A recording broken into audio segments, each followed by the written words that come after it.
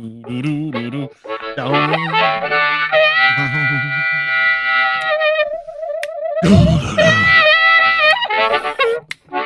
you first started playing this Yeah. intro, I was really bothered by it. Why? Well, because I thought I could have done better. And now the more I listen to it, the more I like it. It's a great intro. I like it. I like it. I might try to redo it and we don't have to replace it. But, maybe in 6 months, 4 months or something, I might have another go at it to see if I can. How do you not love it, dude? The harmonica is like one of those instruments that nobody plays just like, and you don't hear it. You don't just hear a harmonica because it's not like the 20s, right? Whereas like, oh, I just want to hear a guy play a banjo or I want to hear a dude play a harmonica. Harmonica, nobody knows how to play.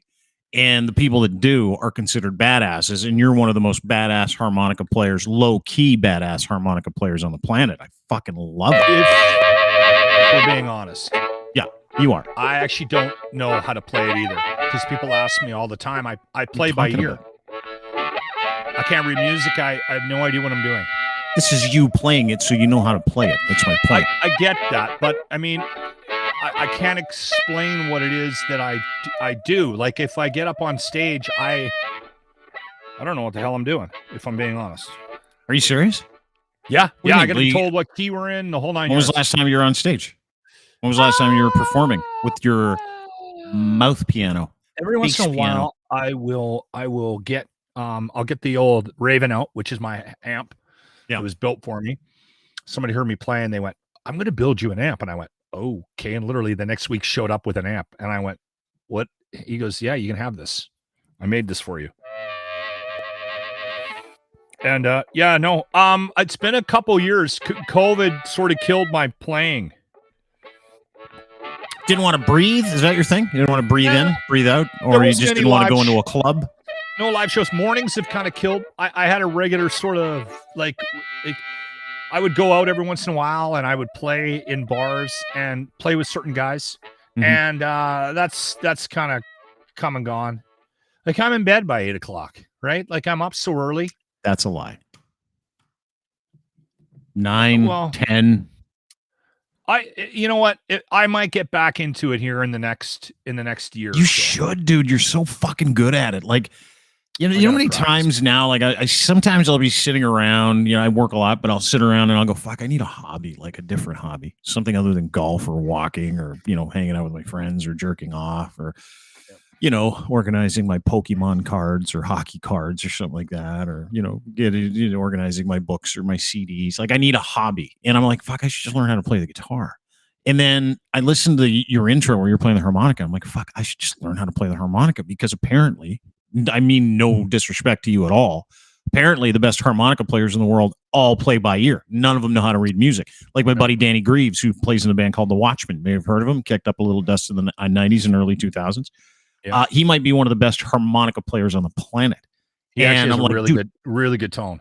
Why don't you just play the harmonica, put out a harmonica album? And he's like, you fucking idiot. Of course I'm not going to do that. I'm not going to put out a harmonica. I'm like, I love the harmonica. You should put out a harmonica album. Like if you put one out, or if you were doing a harmonica show with a couple of guys, like, on the triangle, maybe a guy on the triangle, maybe someone on the drums. I don't know what other instruments go well with harmonica, but I would fucking pay to watch you play the harmonica. I would pay to watch you play, even though you'd let me in for free. Here's the other issue with me and playing in bands. Because you're that good. You're that good. You're just humble. I can hold my own. I'm not very good though. Like there's way better play. Like Kelly from Big Sugar is technically knows awesome. Exactly what to do and knows how to get in and out of songs. Whereas I'm kind of I bulldoze my way and I kind of fire off a solo and then we're kind of done with lock. And they used to give me another instrument every once in a while and I can sort of play along with guitar in the band. But here's the thing. I'm 6'4". I'm 240 pounds. I'm a big man. Yeah. For some reason, and I don't know what it is. You call yourself a hunk? I'm a hunk of a man. You're a hunk of a man. All musicians are short asses. They're all like Frodo, right? So I even look they are even too, right? bigger. Anybody who plays guitar or drums or is in a band for some reason, I don't know, there's a height restriction of 5'6". So I look like a fucking tool on stage with these idiots. Always have. You need to be in the Eagles of Death Metal with Josh Homme or Queens of the Stone Age. He's 6'7". I don't know if you've ever interviewed a guy like. Have you interviewed Josh before? Yeah. He's awesome, and he has to have a beer in every interview. Yeah, he's incredible. And an unbelievable musician. And when he's on stage, he a fucking great guy. When he's on stage, he stands out like a fucking sore thumb. Same with Ian Thornley. Ian Thornley, one of my favorite musicians of all time, like a pure musician. Man. What a man he is. He found musicians that were relatively the same size as him, so he doesn't look like a Sasquatch. They don't fucking tall guys in bands don't go looking for other tall guys to be in their band, do they? Well, listen, I could show you some video of me with other bands, and you'd go, why is the Sasquatch on stage? What's he doing? Who's that massive guy? And then when you're not playing all the time, here's the other thing, right? Like I'm not playing through the whole song. So you kind of got to look, you can't look out of place. And I'm an awkward looking individual in person, right? You are a bit of a goofy bastard. Yeah.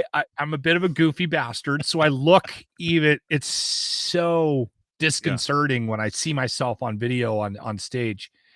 I've played with, like, when Jeff Martin used to come to town, when he toured more with Tea Party, I'd get up and I'd rip off a tune or two with Tea Party when they were in Edmonton and Winnipeg. I used to play. I didn't know that you played with the Tea Party. Dude, those guys are excellent musicians as well. Jeff Martin might be one of the most incredible musicians on the planet. Jeff is unbelievable. Have you ever partied with Jeff? I've partied alongside him a couple times. He and I probably wouldn't remember it, though. I remember starting the evening. I don't remember anything else. This is about 20 years ago. Yeah. Yeah. I'm very leery about a call from Jeff, because that's like, you got to take 2 days off if you're going out with him. The Glorious Sons. Didn't he move to like Ireland or something like that, just to get away from anybody so he could just drink and play his guitar? For 3 years. Isn't that what he did? He's in Australia, and he was trying to get a music thing going in Australia. The last time I saw him, he was playing. He swung through town, and we hooked up, and I met him at the tour bus, and the band was in the back, and it looked like we were about to perform a seance. He's that guy, right? Like, he missed his time. Mysterious. Right? He's very Jim Morrison from the Doors. Like, in fact, some people, like, I remember before I met him, they're like, he really thinks he's Jim Morrison from the Doors. I'm like, there's no way he does. There's no way he thinks he's, and they're like, no, he does thinks he's the reincarnation of, and I met him like once, and he's like, I'm like, hey man, do you think you're the reincarnation of Jimmy Morrison? And I don't know what kind of shape he was in. He just went like this, fuck, and walked away.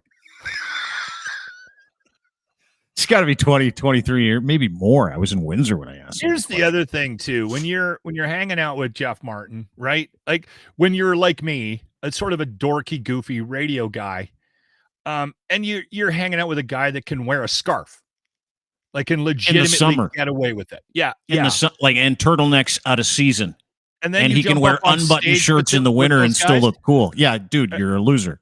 Yeah, doesn't work. No, it doesn't. Hey, how was your Father's Day, by the way? No, hold on. Let me just finish this story. You'll love this. So Jeff Martin, I get on the bus and we're practicing. It's him and the bass player. Burroughs.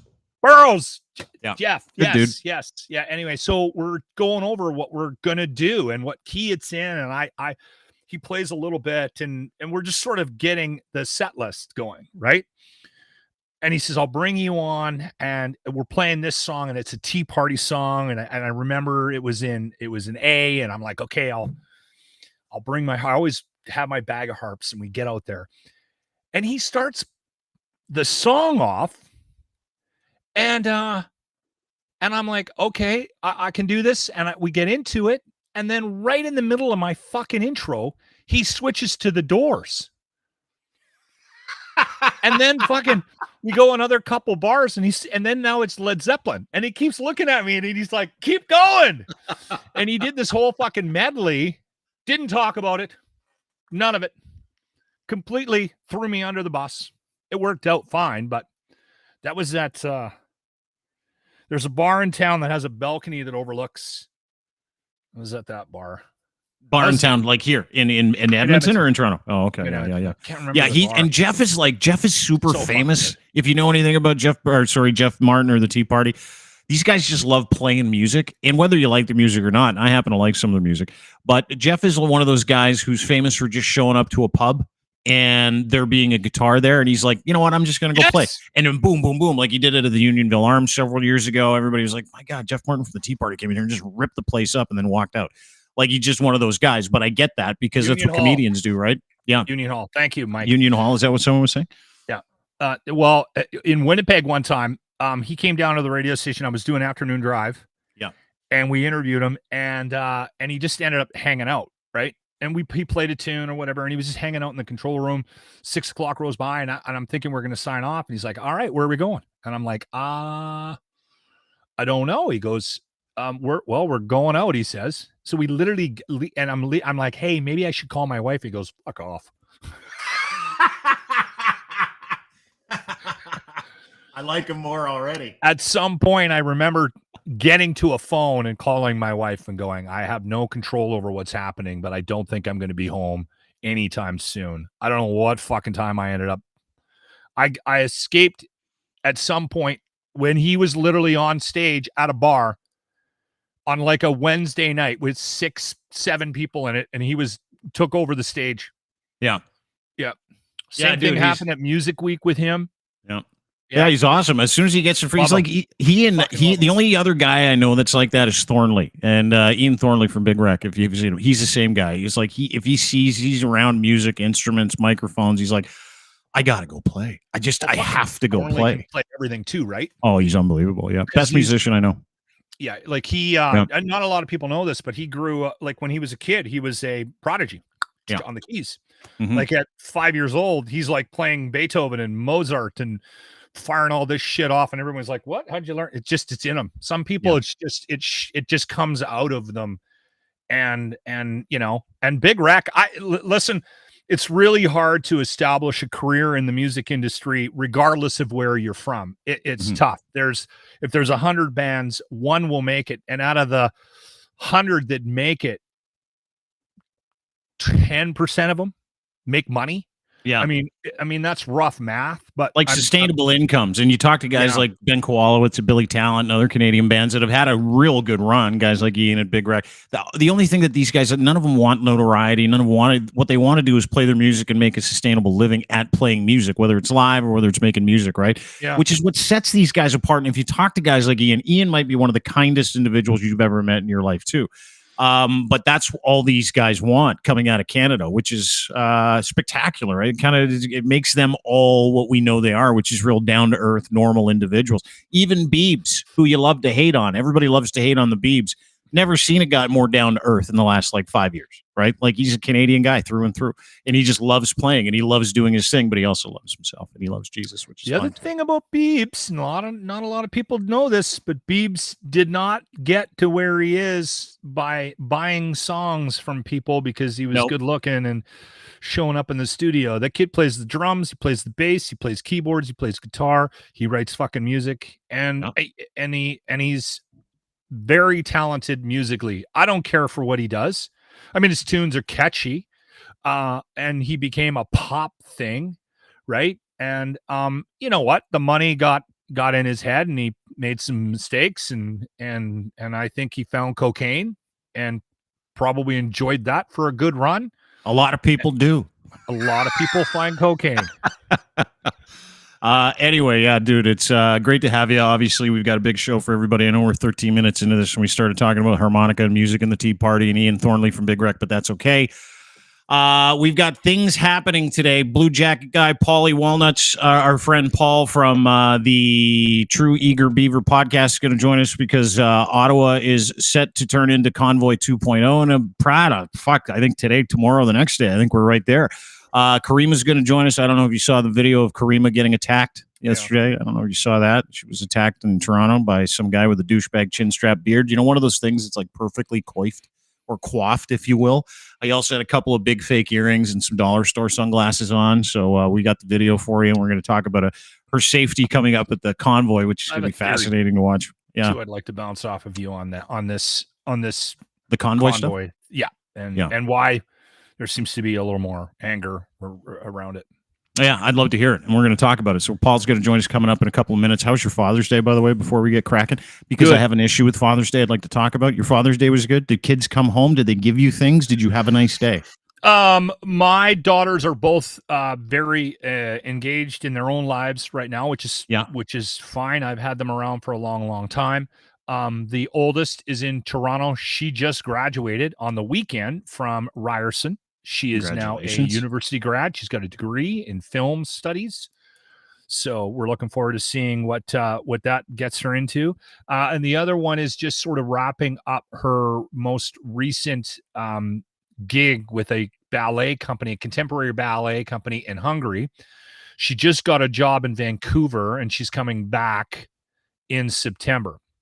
Now, she met a boy, and that boy is kind of got her full attention right now. So she's found a way to stay in Hungary with him. He's a baseball player. Really nice kid too. His name's Craig. So the plan was we were going to get up early Sunday morning, and this happened, and we did a Zoom thing, and then the girls gave me some presents, and then the wife and I went and picked up that trailer I told you that we were buying from Meeting That's Creek. Right. Yeah. Yeah, and so we got that and then drove it home and practiced backing up in a parking lot. You're going full Alberta. You've turned into like a full-on Alberta. You got a fifth wheel trailer for camping. You've got a hitch. It's just this little thing. You're practicing like parking your fifth wheel trailer. You're full prairies now, and you're going to park it in your driveway. Are you going to park it in your driveway and get a cover for it and stuff like that, and then put cement blocks underneath it so it doesn't roll away like everybody does, and leave it there for like 8 months of the year? We are going to put it. I've got a spot for it in the back behind the garage. Yeah. And I got one of those dollies where you put it underneath the hitch and you can move it. And so that's coming. Exciting. That's coming from Amazon. Right now we don't have that. It's a little heavy. You can't just move it around. Yeah. But I am going to find a cover for it. We had this thing made for us. It's a custom trailer. It's out of wood. Why didn't you just send me a picture of it so we could put it up? Because I love gadgets like this. I love things like this where someone builds something that's like the little homes. You ever watch those TV shows of like the Little House Show, or it was like tinyhomes.com, or like people like build these things to live in because they've got no money and they want to be minimalist. That's what I love that. Like how they put like little shelves and how they put a shitter on the back of the fucking trailer. And it's like, oh, you open up the license plate and you can shit in this hole. And I'm like, wow, that's an incredible thing. That you can put a shithole behind the license plate. I'm going to send you one to the Twitter DM. Yeah, do it. I want to see it. Got my beautiful wife in the door. Oh, does she really? Okay, I want to see it. So she'll be thrilled by that. She doesn't want her picture Meeting Creek Campers. What's it called? Meeting Creek Campers. If you look them up, there's a webpage, and they're also on Instagram. And it's just this couple that started making these things. Wife and Marty and his wife, and they're so cool. Fucking Marty, eh? Well, fucking Marty doing his thing. Fucking Marty. Got yourself a nice little fucking camper from Marty, didn't you? So yeah. So we strapped that thing to the back of the Subaru and drove that home yesterday. That was my Father's Day. Look at that. That's your Father's Day gift. You got mags on it and everything. Yeah. Look at that. So it's all pine in there. Yeah. Right? Yeah. Mm-hmm. It's got a solar panel. The back of it, you can't see the back, but it's a galley kitchen. So there's a bed in there where Deb's sitting. Yep. Okay. And then they got a queen size mattress in there. It fits in there. And it's about 9-10 feet long. Uh-huh. And about 13 feet with the hitch. And the back lifts up, and there's like cupboards. There's a cooler in there that comes out. It's got like a sliding thing. And it's got a solar panel. You put it on the roof, and there's a battery in the front, and then the box on the hitch. We got a lot of extras. There's a fan on the top, locks and everything. Air conditioning, Wi-Fi. Where do you take a dump? You do not take a dump anywhere in the trailer. Unfortunately, it does not come with a toilet. See, now that's a shame, because I would think you, of all people, would have, if you're going to go balls out and get a trailer and you're going to make it like a really cool kind of camping experience, you would want a place to have a number two. I'm okay walking up, 20, 40 feet into the woods and digging a hole. I don't need to shit in the camper. I get it, because then you got to drag it back to town with you and find a place to put it. Yeah, that's good. I get that. You don't want to bring your shit with you. You want to leave your shit there. Yeah, I get it. So fascinating. Well, that was your Father's Day. You got a new camper. You got your wife. Looks like she's excited for that because you guys are going to do some stuff in that camper. That's exciting, right? You had a good Father's Day. I did as well. But I was driving home yesterday, and I was looking at I was driving back. I went and played golf with my dad in the morning. Haven't seen him on Father's Day in 20 years. Fucking criminal. So I went down and spent some time with him. We spent the morning enjoying ourselves. Came back in the afternoon to spend the rest of the day with my sons. All three of them. They're older. They're in their teens and 20s. So good people, nice adults. Enjoy having a good time with them. We cook together. We hang out. We watch weird TV shows together. We go places together. We do lots of stuff together. But that's every day. So I didn't feel like I needed to go, hey, guys, today you're forced to spend a whole bunch of time with me. Because on my drive home yesterday, I noticed so many dads with this look on their face like, this sucks, walking with their kids down the sidewalk, holding hands, hungover, not interested in it. And then it took me back to that time when my kids were little. And every Father's Day, my ex-wife would go, here are the kids, have a great day. And she'd split. And I'm like, get a petty. And I'm like, this is fucked. This isn't Father's Day. It's got nothing to do. It's like it's Mother's Day. Father's Day for so many people is literally just another Mother's Day for Mother's Day number 2. Yeah. That's right. That's all it is. Because what we do when it's Mother's Day is we go, we got the kids, we got the dinner, we're going to send you to the spa for the day, you're going to enjoy yourself, and then you're going to come back and we're going to have a swim if you've got a pool, or we're going to spend quality time together, but you go and enjoy yourself. You need a break. For whatever reason, Father's Day works the complete opposite fucking way. Well, where it's not only that, here are your children, you're going out with them, take 4 extra diapers, take a whole bunch of wet wipes. I'll see you in 12 hours. I'm going to the nursery to get some hostas for the backyard. And then I'm going to go have lunch with my friends, go get a mani-pedi, and we'll see you in 8 hours. And I'm like, I remember that. It was like this fucking thing. I remember when I was a kid going, or like a young parent going, this is bullshit. Father's Day is 100% bullshit. All it is another Mother's Day for guys that are hungover. That's it. That's all it is. And the gifts are always just what you need. Not even what I need. I got nothing yesterday. 0. And I was okay with it. But when you're a kid, the gifts were never what you needed. It was what your ex-wife or your wife at the time thought you needed. Like there was one year where I got, I don't know, $2,000 worth of wood trim. Yeah. Exactly. $2,000 worth of wood trim. I'm like, what am I supposed to do with this? Oh, I thought you'd put it up. Like, and then the next, Happy Father's Day. Happy Father's Day. And the next Father's Day, I got a whole set of drills to put up like a pergola in the backyard, along with $5,000 worth of wood to put up a pergola in the backyard. And I'm like, I don't do any of this stuff. Never have. I'm not going to turn into fucking Bob Vila on Father's Day. I don't know why you keep buying me this stuff. And then for Christmas, I'd get a tape measure so that I could build that pergola with that wood that was in the backyard for the last 6 months. Yeah, rotted. Yeah, exactly. Yeah. The other thing that annoys me about Father's Day for everybody? Is it not Father's Day for most of us? You nailed it. The other thing that annoys me about Father's Day, Dean, and I don't know if this is something that you've been aware of or that you've kept track of over the years, but there's some guaranteed sex days, right? For men. Yeah. Usually an anniversary, right? A birthday, right? You can occasionally throw Valentine's Day in if you haven't fucked that up, which or when you buy something nice for your wife, on a night in July when you're like, I want some sex, so you buy her something nice, and she's like, that's so thoughtful. Let's have some sex. That's usually a guaranteed calendar dates, Dean. Not do you have those in your book? Well, no. Polly's in the house, by the way. Polly's guaranteed sex nights. Paul knows what I'm talking about. Like you get a guaranteed.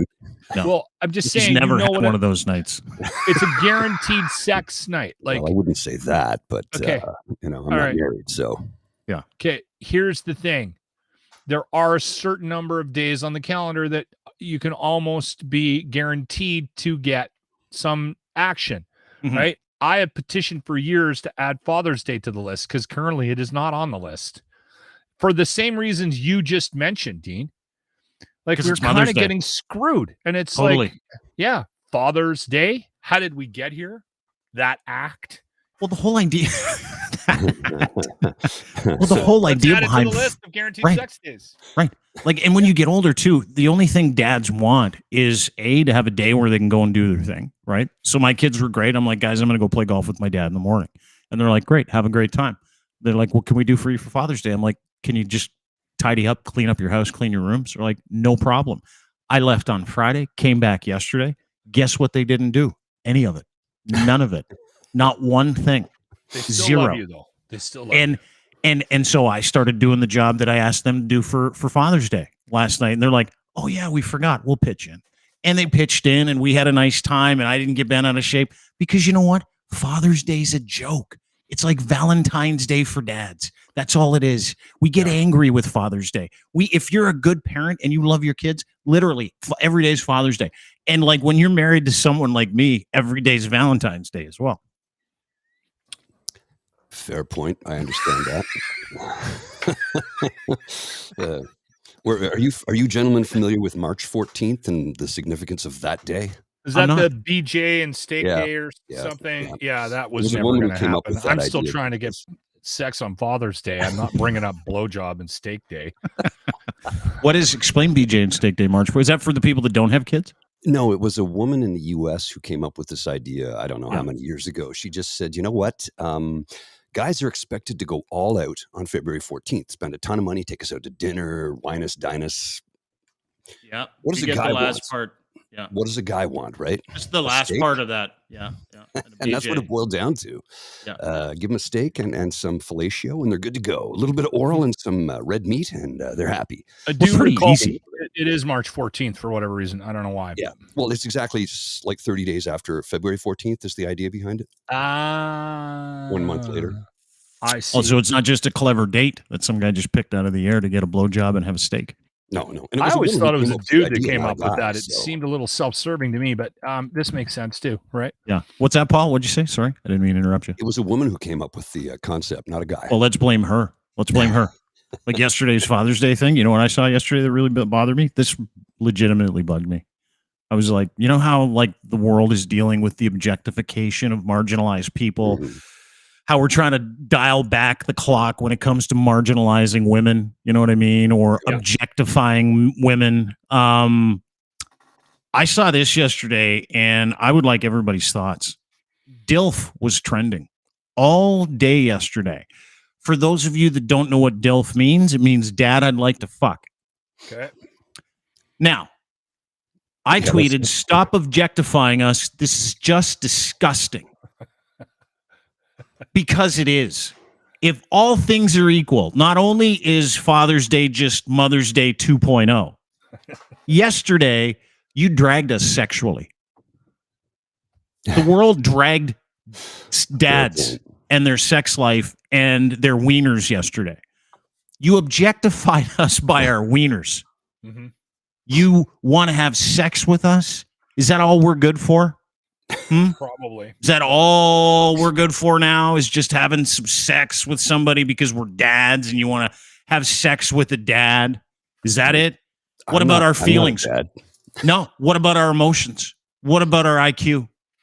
What about our ability to feed into the greater good? What about those things? Did you think about that yesterday when you're throwing around the DILF hashtag? Did you guys consider our feelings?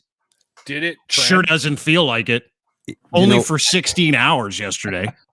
The truth be told, you're being very honest here. I mean, I know you're coming at it from like a comedic angle. Oh, by the way, am I loud enough? My level good? You're perfect now. You sound like, turns me on. You sound so good. You're making me hot. Thank you. You're welcome. You're not far off. It is truthful what you're saying, and objectifying a man is just as diminishing as objectifying a woman. So two wrongs do not make a right. Is it going to continue? Oh yeah, it's going to continue. It's not going to change. And I know, again, you're coming at it from a somewhat dramedy type angle, but it's truth be told, you can't, if you can't do that to women, you can't do it to men, period. If we want to have equality, we have to have equity, and we have to have equality right across the board. So, objectifying one sex and thinking it's okay because men only want to get laid. And that's right. It hurts. I'm going to disagree with everything that just got said there from both of you. I don't care. Keep it up.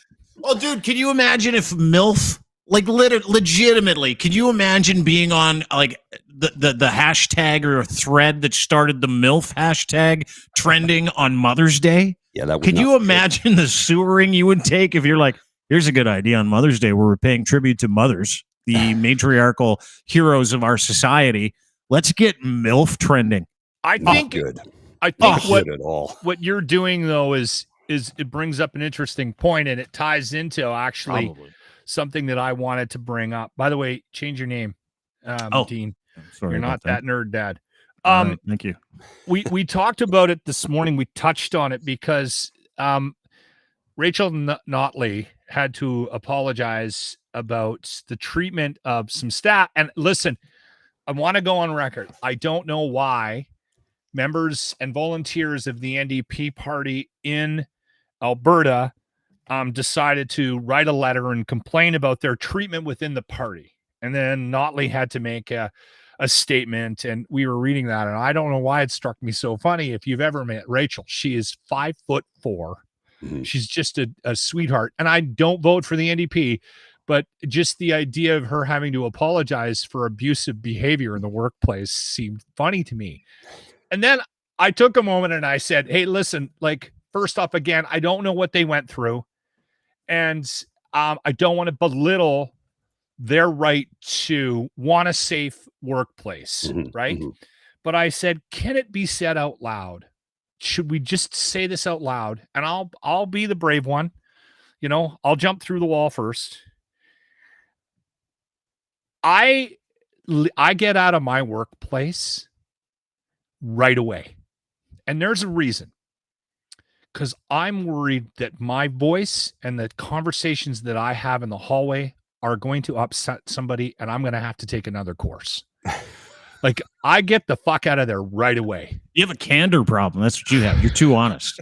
So everybody's like, you doing that is you protecting everyone else from you. I get it. I do the same thing. Yeah. But I am actually legitimately scared of offending the people that I work with. That's not a bad thing. It's not a bad thing. It's not a bad thing. But listen, I shouldn't have to be scared to be myself in the workplace. Unless like being yourself is an abusive a-hole. Then you should be afraid of being that. I mean, we did it. I am not like that at work, though, but I'm legitimately worried about. I've stopped sending emails. I've stopped responding because everyone is so fucking sensitive. Can we look inward a little bit? Just, I mean, I understand that there is. Just so you know, the DILF hashtag didn't bug me. The DILF trending for like 16 hours yesterday didn't bother me. What I'm doing is I'm pointing out the ridiculousness behind like words that seem to offend people because we choose to take offense to them. Right? Like yesterday, I was like, I was full of thought about Father's Day, and we had so much going on, and I'm like, fuck this DILF thing. Like if MILF, it was in my mind. I'm looking at this thing, DILF. Like how is DILF trending on Father's Day? Because if MILF trended on Mother's Day, we'd be in a fucking world of trouble. There'd be like CNN would be writing articles about it. Salon would be writing articles about it. Caryma would be furious with us too, right? If we started MILF hashtagging on Mother's Day, would you not go, that's a little classless? I don't know. That puts me on the spot. I mean, I don't know. Are you in hiding? Like, where are you? Stairwell, dude. I am in a stairwell. I am in a stairwell, back alley, a stairwell that does not belong to me. It might be private property. I'm not sure. But you just zipped out here to talk to us about getting attacked yesterday, yet again? I did. Yeah, thank you. I appreciate it. Caryma Saad joins us. Sadvocacy.com is where you can find us, at Caryma Rules on Twitter. She's a lawyer. She's a gonzo journalist. She's a citizen reporter, and she's a very good friend of mine, very good friend of ours, and she's getting ready to head back up, I think, anyway. Head back up to Ottawa in the next few days. But yesterday, let's play the video before we do anything. Yesterday, and it was funny because I got home, had a real issue with DILF trending, and so I put my phone down, and I'm like, this is bullshit. All these DILFers. And then I opened up. Was that the issue? Yeah. Of course. Yeah. What's good for the goose? Okay. All these people objectifying these dads that have intercourse doesn't do it for me. Okay. What's good for the goose is good. What's good for the MILF is good for the DILF. That's how I've always felt. Anyway, so I put down the thing because I'm like, this world's crazy, full of crazy people. And I pick it up about 5 minutes later because I'm getting notification from people saying, hey, did you see what happened to Caryma? I'm like, oh, here we go again. This is the video. Well, I'll show you. This is the video of Caryma yesterday. She posted this mid-afternoon. I want to show everybody this, and then we'll get to the genesis of it. But legitimately attacked by an absolute freedom moron. Let's watch this together. Hey, you're on the opposite side. You got it. Opposite side? Yeah, you can't just yell at people in a park. Yo, what? So what is it, huh? Get out of here. That's an attack. Yes. Like, you were attacked by a guy with a douchebag beard chin strap. You were attacked by a guy walking down the street, half in the can with a beer. He drops his beer. He's embarrassed. He gets angry at you because of what? I want to know how this started, and I want to know what happened because a lot of people out there are like, how's Caryma, right? Everybody's concerned for you because this is like, it seems to happen a little bit more and more. Like the spillover effect from these things is making it into real life. Yeah, so first of all, I'm sorry, everyone, that I seem to attract this sort of energy and character. It sucks, actually. Long story short, I was in the park by Kensington Market, and these two guys sort of walked by the bench that I was sitting and were like, freedom, yeah, freedom, and just I ignored it. And then they carried on after the initial pass by. They were opposite the playground. And the farther they got, I think the bolder they felt. So it turned a little bit into, suck my dick, fuck you, you stupid, whatever, I'll fuck you up. Which, happens. They also gave a shout out to Mr. Freedom, cementing the fact that they knew me from online.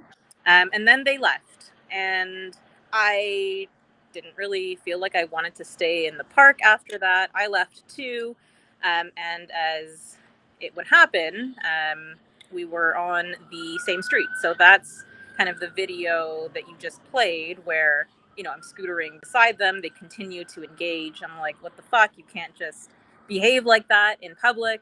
And the little one lost his shit. The little one. The wee man. That just a particular type of energy. Yeah. And apart from going straight for my cameraman, which people don't like being filmed, I suppose, when they're acting belligerent and foolish, which is the reason we're filming this in the first place. These aren't people who I knew, or honestly, I don't think I've ever seen them before, to the best of my knowledge. And then he grabs my scooter. I just posted some surveillance footage that we were able to obtain from a nearby store that shows this. And he picks it up. He smashes it to the ground. He picks it up again, throws it in my direction. And then some other guy just steals the scooter while I was distracted. So it was just like a confluence of unfortunate events. I broke a nail. I have injured my ankle. It was most undignified. I did not enjoy that experience. I guess not. Not getting attacked by some lunatic, some pissed drunk lunatic waiting for you for some reason. As you're walking and filming him and accosted by him several times. I mean, it's disconcerting. Of course, you're not going to enjoy it. This is the start of that, by the way, that you're referring to when you were sitting in a park and these guys were screaming freedom and fuck you and giving you the finger. This is that video. There you go. They're just good old boys out for 43 road beers. What's that? That was the second stint of yelling at me, right? I didn't record the first little bit because it was just so unexpected. It wasn't even a rally day. I wasn't doing anything. I was just sitting there. So the first bit, I didn't capture. And then when they were yelling at me from across, I said, all right, get this just in case. It turns out I was right. Yeah. So did you, you're okay. Like you got punched in the head. They hit you in the ankle with your scooter, correct? He didn't punch me in the head. I was wearing a helmet. So shout out to safety scooter practice. He punched me on the shoulder. Best to be safe on a scooter. Yeah. Punched you on the shoulder. Yeah, that's so like that was a push that, he grabbed the scooter from me at that point. Assault. So, yeah. So he assaulted you. You got assaulted. You got attacked. Your cameraman got attacked. He wrecks your scooter, and then some other lunatic just walks over and grabs it and steals your scooter. So you're down a scooter. Number 2. Number 3. Have you filed a police report? Like, have you gone to the police for this? Yeah. Yeah, I did. So I filed a police report last night. I've since obtained the guy's name. So I've updated the police report with that information. What's his name? Can we have it? I don't want to encourage any sort of vigilante justice. So I don't think probably best not to give Dean a name. Yeah. I don't think there's a benefit point to that. So we'll see how it's on. Honestly, like the cop who took my statement had a little badge sewn onto his uniform that was the hybrid U.S.-Canada flag. So I am not confident in a solution to this at all. Yeah. Yeah, I thought about that yesterday after it happened, right? Because you and I conversed, and I knew that, and I know that you don't have a lot of faith in the police state. I don't really that much either. I've got faith in my friends that I know that do police work, and I really do. I've got great friends who are great peace officers, great police officers, and they will attest to the fact that every police force has groups of losers and assholes that do it for the power trip and think that they should be the ones that make the rules. Yeah. And so long story short, that's a concern for me too, which is why I wanted to have you on the show today so that we could talk about this stuff for you going forward. Right. Because, to me, and you and I have been kind of working together for the last couple of years on this kind of content, which is like, go into the environment, show people the environment so you're not afraid of the environment. And you've done such an amazing job of bringing people the inside of this movement of crazy fascist, anti-science doorknobs. That's how I would frame them. You would just call them colorful people, which you always have. And you're very respectful when you go in there. So what I see is this. I see this escalation from last year to this year, where it's not just people and institutions like Doug Ford, Hamilton Police Services coming after you, arresting you, grabbing you because you're showing things that they don't want people to see. But now I'm seeing it spill over outside of these events and outside of these protests. And I want your thoughts on it because it's bothersome to me. It's a very uncomfortable feeling to just be existing in public and have people target me. And, I don't think there is anything that I say or do that warrants that kind of behavior.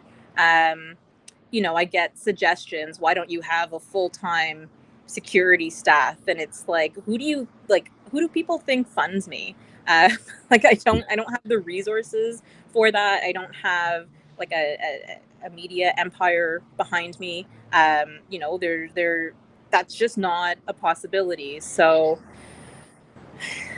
I don't really know, because I do intend to continue to exist as a person, which congratulations, people seem to disagree with.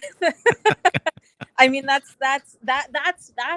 what I'm doing wrong, though, right? That I exist and sort of I have opinions and I document events and things that happen around me, and that's my transgression. So like we're at an impasse to the extent that I don't wish to evaporate or go into hiding. I've done that before and I didn't enjoy it, and why should I? So I don't know. I'm obviously still working through these thoughts. I maybe should have listened to Lachlan's suggestion that I take up puzzles. In retrospect, he was maybe right. He was maybe right. I don't think he was. I want Lachlan wants to jump in on here with a comment. I don't think he is right, but at the same time, I think that there's some things that we could do to help you, Lach. I know you said you will have a theory you wanted to. Didn't mean to interrupt. Sorry. And again, this is not me criticizing you for the choices that you've made. It's just an observation. I think, Caryma, that the reason why you become a target of this movement is because you've put the mirror up and you've done it very well. And just by exposing them and just putting the mirror at them, they don't like the reflection back. And you've done it in such a way that they don't have any recourse, right? It's like when you're arguing with somebody that clearly is way ahead of you intelligently, it sometimes can lead to anger because you can't get your point because the person you're arguing with has just superior skills in debate, right? You've presented this whole thing in such a way, and you've done it with class, and they don't know how to fucking handle it. And I think the other part of this theory of mine, and I've even mentioned this before, I watched a couple of videos of you being attacked by this group. I've been talking about it the last little while. They're running out of real estate here, out of runway. They realize that they're on the wrong side of it, and they've gone too far. And now they're lashing back because they look fucking retarded. I'm sorry. I hate to say that, but they do. They look stupid. So now it's leading to this overreaction to you. And I'm actually worried about this convoy in Ottawa. If it does end up with a certain amount of momentum and people, I think it could potentially turn violent because of what I just said.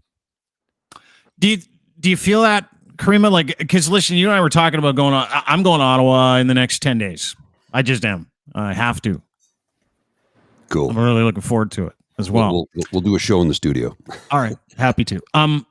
But are you does this give you cause for concern, pause to reflect? Like, is it something that you're not interested in doing anymore? Because that would, first of all, would be a shame for them to take away this thing that you've curated, the content that you make, the voice that you have in bringing people visuals and the actuality with what's happening with this movement, right? Like, because it's really, that's why they're mad. And I totally agree with Lachlan and I think anybody would, is that you are public enemy number one because you just hold up a video camera. And when they hold up video cameras, they do it with a forced narrative that's all lies and bullshit, right? That's all they do because they're insane individuals that don't give a fuck about the republic or the citizens of this country. You do. And it comes across with every ounce and every second of your content. But does it give you pause for reflection? Like, are you at a point where you're like, maybe we need to reassess how we do things or how I do things? Because I don't think you're doing anything wrong. And I happen to believe this was an isolated incident. And I also happen to believe these two guys are so fucking pissed drunk that that's what pissed drunk dicks do, right? They fight. They go looking for fights. I mean, they were throwing beers at you and dropping their beer on the fucking sidewalk. Hour before that, they were cracking beers and taking videos. So, like, to me, but I wasn't there. I didn't see it. I still think you got a ton of gusto in this game, and it would be great to see you up there, but not at that cost where you're anxious and you don't feel like doing your gig, right? It's been a constant assess, reassess, because there is no playbook for what it is that I'm doing here, right? Mm-hmm. And I struggle sometimes to even articulate, what am I doing? The short answer is documenting, but it's obviously more than that. And I agree with you, Dean, that it would be a shame to be intimidated out of fulfilling that purpose and that mission, because that's antithetical to freedom. And the I've pointed out on many occasions the hypocrisy that is just, you barely scratch the surface and you hit it head on because it's so blatant. And I don't want to stop. So that's me being maybe a bit stubborn. And obviously, I'm going to have to think about how to stay safe because that is a priority. And I do agree to some extent about it being an isolated incident because I've never actually felt that level of unsafe at rallies. There are times where, the mood of the crowd shifts and I take my exit because, I don't want situations to You feel escalate. unsafe. Yeah, right. So I have a pretty good kind of instinct, spidey sense for safety. And there are times where we've recorded confrontations of people sort of attacking, but there's, I feel like I have either an escape route or, there's something that is protecting my safety. And so this happening outside the context of the rally, that's concerning in and of itself. And I don't have any of these answers, but I don't want to be dissuaded through physical force. My entire sort of message is that not so much we need to have dialogue, because I don't think that there is value in dialogue if people are acting in bad faith. But I do believe in civil discourse, and I do believe in humor as a way to get people to reflect. And I think that my work does that. So that's kind of where I'm at with all of this. But I also, it's disheartening to think that there aren't real forms of protection. I'm not confident that there will be a policing solution to this. We'll see. And, I'm obviously going to cooperate as much as I can. But it is a bit isolating, despite, and I'm so grateful for people who have reached out and offered support, whether tangible or through words of encouragement. So this is, a very small segment of people who are reacting in this violent way. And it's an overwhelming majority of people who support what I'm doing. But at the end of the day, I am responsible for my own safety. Yep. You are. And you are loved, and we think the world of you. So we're going to try to get through this stuff together, and we'll try and figure out Ottawa together, because I think it's really important that people like you are allowed your space and are allowed to be able, when I say people like you, I mean a human being is allowed to exist, is allowed to walk around, is allowed to document things, is allowed to be themselves, is allowed to enjoy a scooter ride in the city of Toronto with her cameraman, is allowed to go to Ottawa and record, is allowed to report, is allowed to have an opinion, is allowed to be just as dogged as everybody else, no matter what you represent or who you represent, freely and safely. Right? You're allowed. That's what this country offers in the Charter of Rights and Freedoms. That was unreasonable what happened to you, and that's me being a really nice guy about it. And I know I tweeted some harsh things at that fella. I said this guy and people like him were conceived rectally. That's my new favorite thing. And I know that I have strong language, but really what it comes down to is that everybody in this country, regardless of how you feel, is allowed to exist peacefully, right? You were existing peacefully in the park, and those freedom degenerates came over and disrupted your peace and then followed you down the street and then attacked you.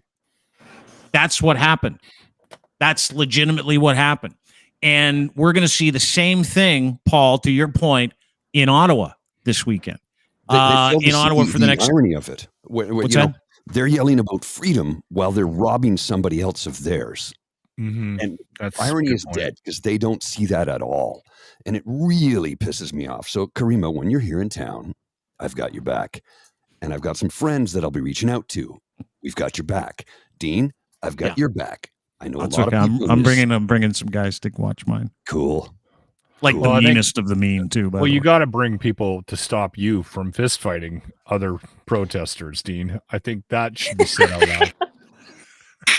And I see comments, and I just wanted to respond to this. My cameraman is also okay.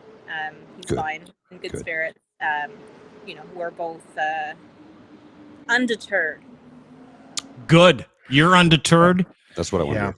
We're undeterred, and I know these guys are too. So it'll be just fun. Say something. I mean, I do joke about the whole puzzle thing, and I understand that I'm not one to give up on anything, and I think I would be in a similar situation that you are in, Caryma, where I would be even more determined to keep going based on what you went through. But I want to say this out loud, and if somebody offers you some help, even if they're just traveling with you, I think you should take it and accept any help that anybody is willing to offer you. Don't be too proud, because I don't want to see. I think if you had some numbers with you, if you had Paul and some friends, I mean, I think that's a perfect idea. And you were to continue to do what you would do, you would be a little bit more safe. And I don't want to see you get hurt. Like, I have a really, really hard time watching these videos of you. And I understand that this is sort of comes with the territory, but the last thing I would want is to see you in a situation where you're being physically assaulted. And it's so hard to watch you get hurt. It just made me so sad. I can't, it's so difficult to watch these videos because we know you as just this absolute sweetheart, and that somehow makes it worse. And Dragon Slayer. Sweetheart. Right. / Dragon Slayer. Yeah. But I don't want to be the guy that goes, you need to stay home. What are you doing? Because I know that that's not how you're wired, and that's not how you're gonna, but you do need to make sure that you do whatever you can to, and I'm not even adverse to finding some money to buy you a taser. I think you should again, have a taser suggestions of carrying mace or like, I'm not a street fighter, so even if I was armed, like I'm not. That's just not how I can deal with situations. You scream really loud. Yeah. Do you know what one of the Caryma's go-to when that stuff like it happens is she starts screaming like indiscriminate things. Like, I don't know if you listen to that. She was like, "Someone get me a burrito!" Like in the middle of it. Like none of it made any sense, all out of context. Last week when she got arrested by Ford's guy, she's like, "I love mathematics," and they arrested her because she didn't know what else to say. She just screams. Stay safe, for the love of God, Caryma. Yeah. Yeah. We're not going to be polite or welcoming. In the city of Ottawa, we love to have people come and visit. We love tourists here because our economy, there's a good section of it that relies upon it. Mm-hmm. We will not be nice, we will not be polite, and we will not be welcoming these people because they're not welcome here. Guys, not. just so you know, that was a preview for what we're supposed to see in Ottawa, which apparently is starting like yesterday. Some people started setting up Camp Eagle just outside of Ottawa. Outside the city. Yeah, this is like, and I want to talk about that real quick because this came up. My friend Ian Morrison, who's a writer, he's like, "Hey, convoy supporters, this was never about freedom. It was about interfering with an elected government. This is before Canada's Unity Memorandum of Understanding. Now it's this. This is a Canada Day Convoy Twitter account. They put this out. Freedom Convoy protests are set to return to Ottawa for Canada Day. Stay through the summer." Hey, you got to be stoked, Paulie. "We won't be leaving until Trudeau steps down and turns himself into the RCMP. Freedom Convoy," and this is like, "Freedom Convoy protests are set to return to Ottawa for Canada Day. Stay through the summer." That is the goal, right? This was the goal the last time. This is the goal this time. And these guys are angrier because they look like a bunch of jackasses and totally fucking failed. And now all their supports are gone. Russia's in a war, so they don't have that help. The bots are waning. I mean, we're getting hit with a few over the past few days, but no big deal because they're all a bunch of fucking losers that are hiding out in troll farms in St. Petersburg or Morocco or something. So who gives a shit? The rest of these people are co-opted by the same movement. But to that extent, Paul, as an Ottawa resident, when you read that, are you less scared and have more resolve, or does it just piss you off to come up with a plan? There's no fear whatsoever. Number one. No fear whatsoever. I'm angry. My friends and neighbors in my neighborhood are pissed off. It's like, wait a minute, you're going to come to Ottawa on Canada Day and try and ruin it? That is a sacred day in this city. It's a big party, but it's like one of the favorite days of the year for most people who live in this city. And when you see people who've recently come to this country and got their citizenship, it is like a glorious day for them. So if these punks come to this town and think they're going to shit on us, they're in for a very big surprise. We will not be nice, polite, quiet, civil servant Ottawa. By the way, Ottawa-Gatineau is 1.5 million people. Only 124,000 work for the federal government. The rest are private sector. So guess what? We're not that nice when we don't want to be. And we're not going to be nice to you. We're not going to welcome you. We're not going to greet you with open arms.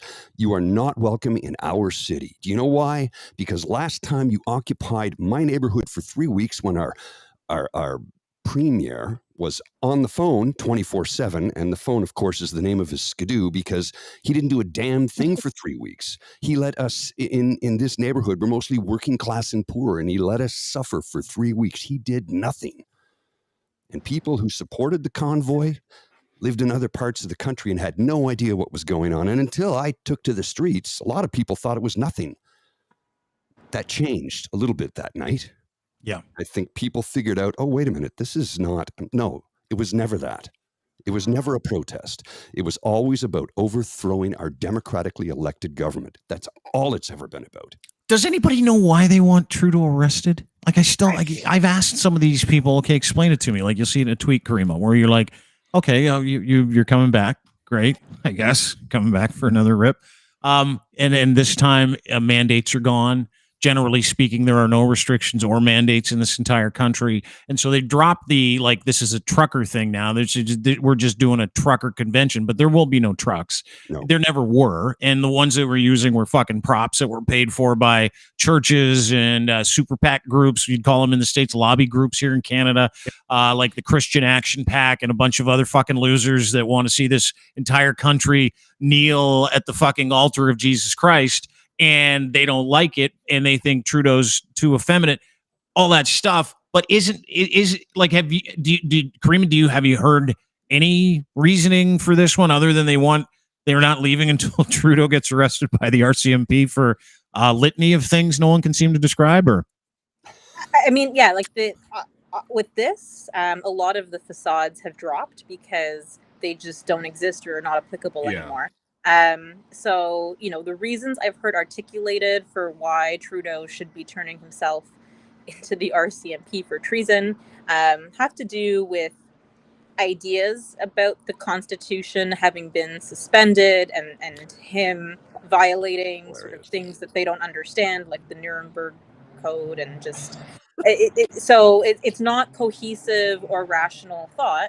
It's deeply anti-government. And it's frightening because it's based on misconceptions and just false information. And I'm not, I'm not one to be vocal about supporting Trudeau. I'm critical of various things that the federal government has done. So I'm not like a fangirl, but this is sort of these are anti-fans and have very limited understanding, I think, of federalism, the Constitution, how there's interplay between, provinces and the federal government. And just it's very easy to put all the blame on the Liberal guy in charge of the country. And that's where it stops and starts. It's a very sort of simplistic sports team mentality. Yeah. Trudeau bad. Others maybe not good, but Trudeau definitely bad.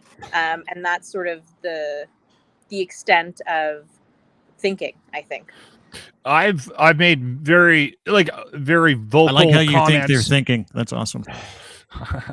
I made extreme comments about Trudeau on my show and on this podcast over the last couple of years. And the funny thing is, even today, we got a text from somebody because we did granted a grant report on the vaccination and kind of poked fun a little bit at the convoy that's on its way to Ottawa, freedom and everything like that. And one of the texts we got was, "You shouldn't be making fun of this. Trudeau is a criminal."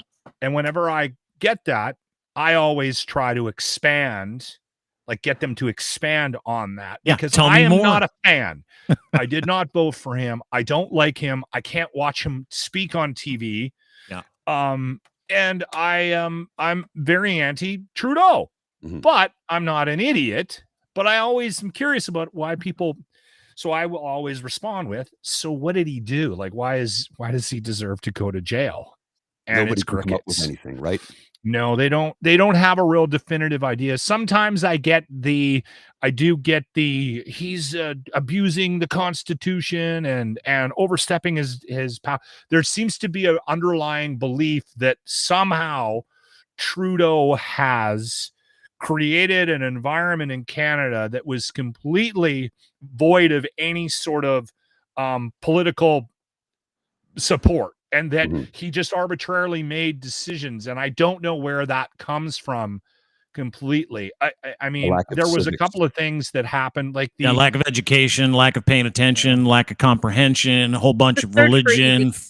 Also, like, people want easy answers, and that's a very easy and palatable answer, especially if your politics already sort of skewed towards not liking Trudeau. There are people who apparently voted for him and have since turned against him, but being spoon-fed an easy answer at a time of great uncertainty where people are afraid and suffering and people's material conditions generally are getting worse, I think that's sort of the explanation for this. It's interesting. Like, you guys don't see you do in Ottawa with the rallies and things like that, but there is a hatred in Alberta for him. Like, people just despise him. I was joking that I was glad that that it was exciting to see the Oilers get into the playoffs, because we could get a break from the fuck Trudeau flags, and the Oiler flags went up. But I'm not even kidding.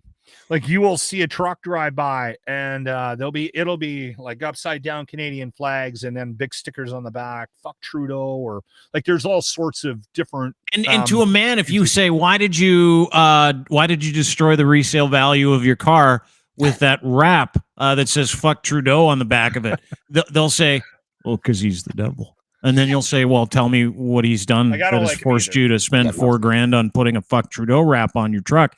And they'll go, you don't even know if I have to tell you. Like that. I got that the other day because I tweeted, this guy's like, fuck Trudeau. I'm like, tell me more. And he's like, if I have to tell you, you don't even know.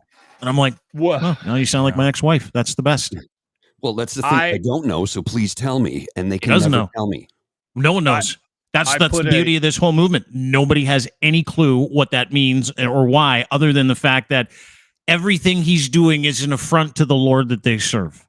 That is it. As they cash their CERB checks on a daily basis. As they cash the free money he gives them, they're like, "Oh yeah, thanks for the money. We'll take your secular money, but my God, we're coming for you, and we want you to turn yourself into the RCMP." I asked someone this yesterday. I'm like, what is it that he's done that requires him to go turn himself into the Royal Canadian Mounted Police?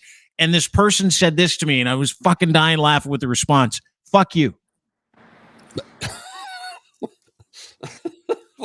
Fuck you. Well, he wanted you on board, right? Yeah. No, he was telling me that my tweet was wrong because fuck Justin Trudeau. I'm like, okay, well, fuck Justin Trudeau. Sure, let's get on the fuck Trudeau train. Let's see how that goes.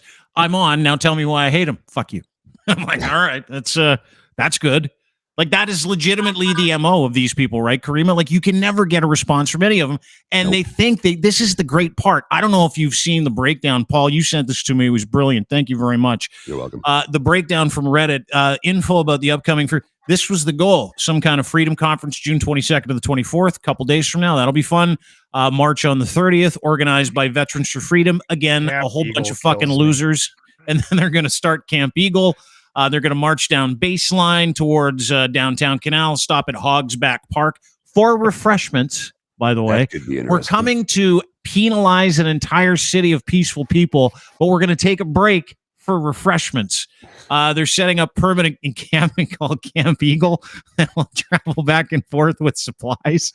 And then they're going to accept supplies and donations. Here's the goal: to build up around 100 to 200,000 daily protesters on the Hill, planning a training session, how to wake up. Caryma, did you see this? To wake up your friends and family. By the well, way, of course they did. That? Yeah, they spelled everything incorrectly in this because they're fucking idiots.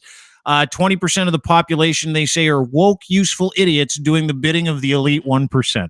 So everyone other than them is going to require some kind of like metaphysical intervention on behalf of them to bring Jesus. These are called witnessing groups. I looked into it. These are outreach groups that plan on sharing pamphlets and the good message of Jesus Christ and why Justin Trudeau is an affront to their Lord. That's what they plan on doing. It's right there. You can't make this shit up. No. That's how this is literally legitimately how fucking insane these people are. Sorry, Caryma, go ahead. You were going to say something. No, it's like cult recruitment aspects of this, without a doubt. And you know, it's consistent in that there has never really been cohesive messaging, but there has always been at least some sort of veneer. And now with federal mandates having that last sort of potential thing to grasp at is gone. So is this about vengeance? Is it about kind of moving the country forward? Is it about sort of, that's democracy? Like that, that seems to be the case. So very, very troubling. No one knows. No one knows. That's what makes it so provocative. Nobody knows. Yes, I put a fuck Trudeau, like a big window sticker on my Subaru for a couple of days because I thought it was ironic and funny. I don't like him, but I also thought that people would see the humor in my entire back window of a Subaru covered with a fuck Trudeau sticker.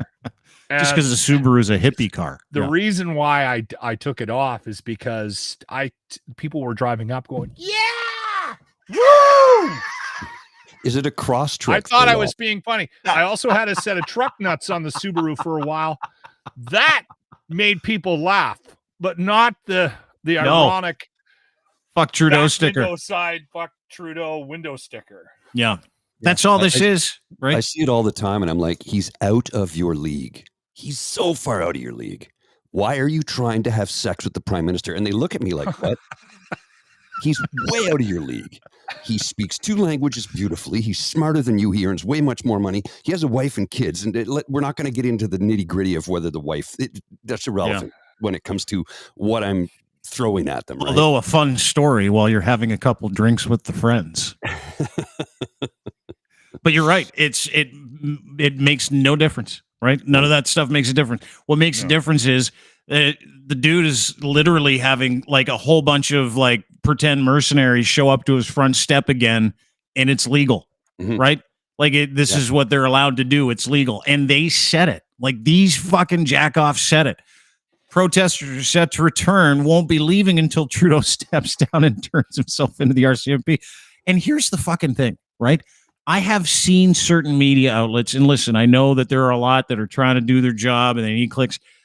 Are we going to call this what it is this time, as opposed to a freedom convoy? Are we going to call it the domestic extremism train?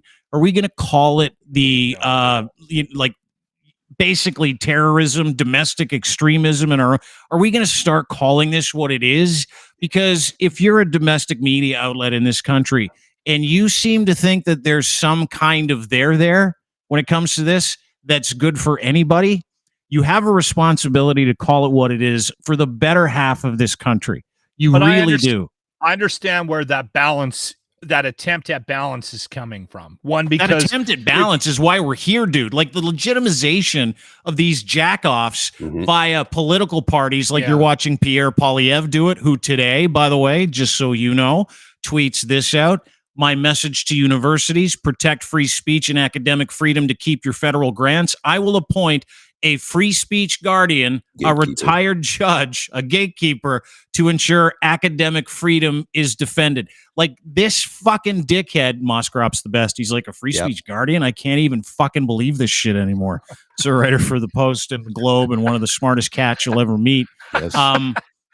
That's the goal. It's to allow hate to breathe as an alternative conclusion to life. It is not. right? And the fact that media outlets and other individuals and politicians give this the legitimacy of saying these are just people trying to do their best. Fuck you. You've co-opted these people to go in and do this. You've started the fire. You've given them the fuel. You've paid for their trucks to get there, you fucking losers, and you're doing it again. And then you're going to hide behind it and go, see, they just hate them. It's time to switch to government. Maybe it is. Maybe it is.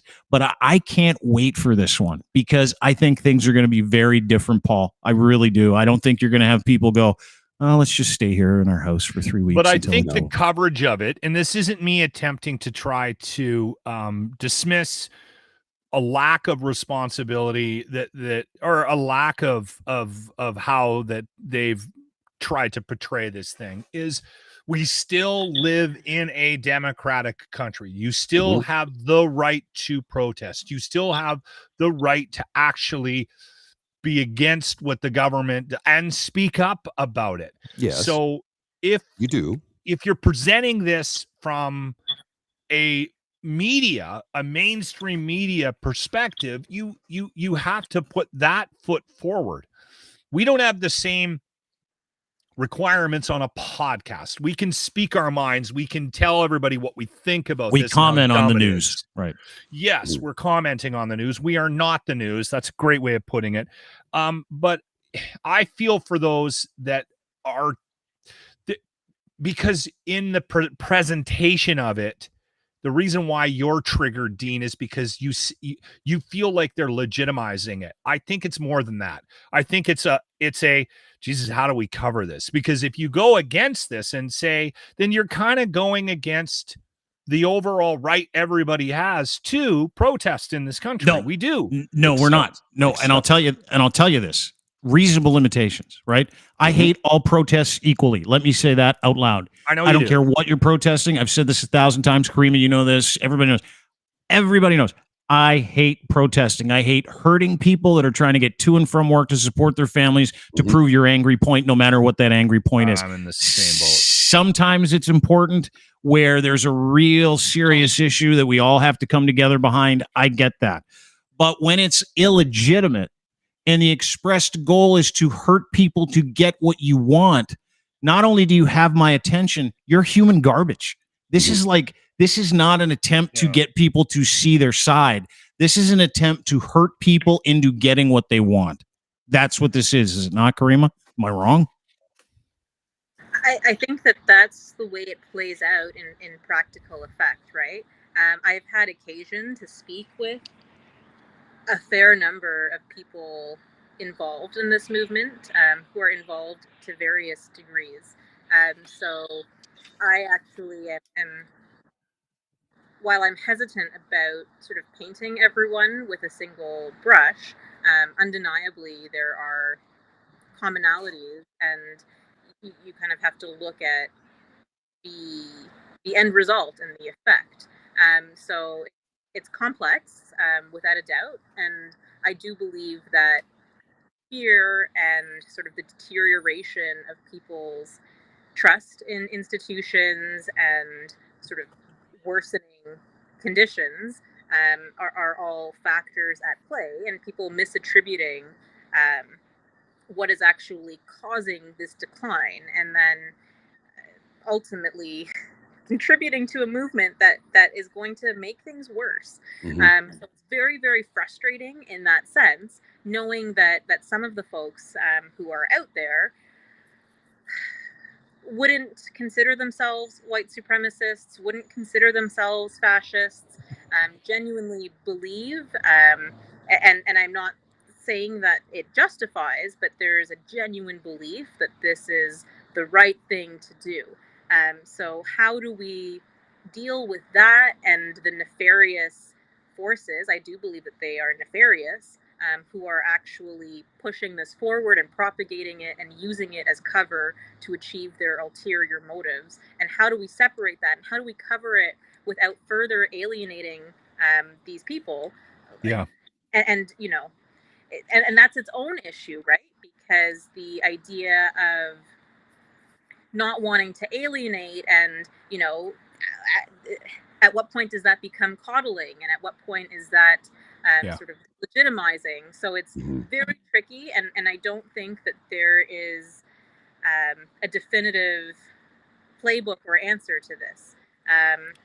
So that's, those are sort of the thoughts that are floating in my head, and how do we deal with it without making it worse? That is, that's the real question, and we're all doing our best here. I don't know that everyone else is doing their best. I don't think but you sound like a woke, useful idiot, though, Caryma. You know what though? When you say that, you need to wake up. You got to wake up. Sorry, Paul. I didn't mean to interrupt you. Go ahead. It's okay. It's okay. It's like when you say that, Locke, it's like that will be the argument coming back from that group of people. Well, I'm stealing the line from that list of their plans. No, but Paulie's right. Continue, Paul. You're right. Yeah, go ahead. Yeah. But Caryma is like legitimately trying to say, how can we work with these people to make things better? And all they're going to say, you're just a stupid woke idiot. It's like, hey, I didn't attack you. Caryma did not attack anybody. She's like, how can we reasonably deal with this situation? And I don't know what to say, man, because I just get angry and I get a little aggro. That might be the depression when the medication wears off and I get a little bit punchy, Just don't get in front of me when I'm trying to get a beer. What Caryma just did, Paul, is she summed up exactly why there's a struggle in the presentation of this from the mainstream media side of things, because Caryma is presenting this in her way. And actually, the interesting thing about it is mainstream media kind of started copying Caryma and how they were covering it, because she had been covering it a certain way. They were doing it from the studio, and then all of a sudden everybody started doing it, and then Evan Solomon started doing it. Everybody started doing it, and because it's effective, and Caryma has that ability, because she's not as well known as some of these people are in traditional media. She has that ability to kind of sneak in and sneak out. I think that ability is quickly leaving. I think it's. But I honestly think that we're in a very difficult time about how to process what they're trying to accomplish. We can make fun of it, sure, and that's what we do, right? And we're using humor, and we all agree that this thing is ridiculous, right? But the problem is there is a percentage of the population that doesn't. There's a percentage of the population, and it doesn't matter how they got there, they're there. Yeah, they legitimately think. It's not a hatred. It's like, I don't like our leader. It's this guy needs to go to jail.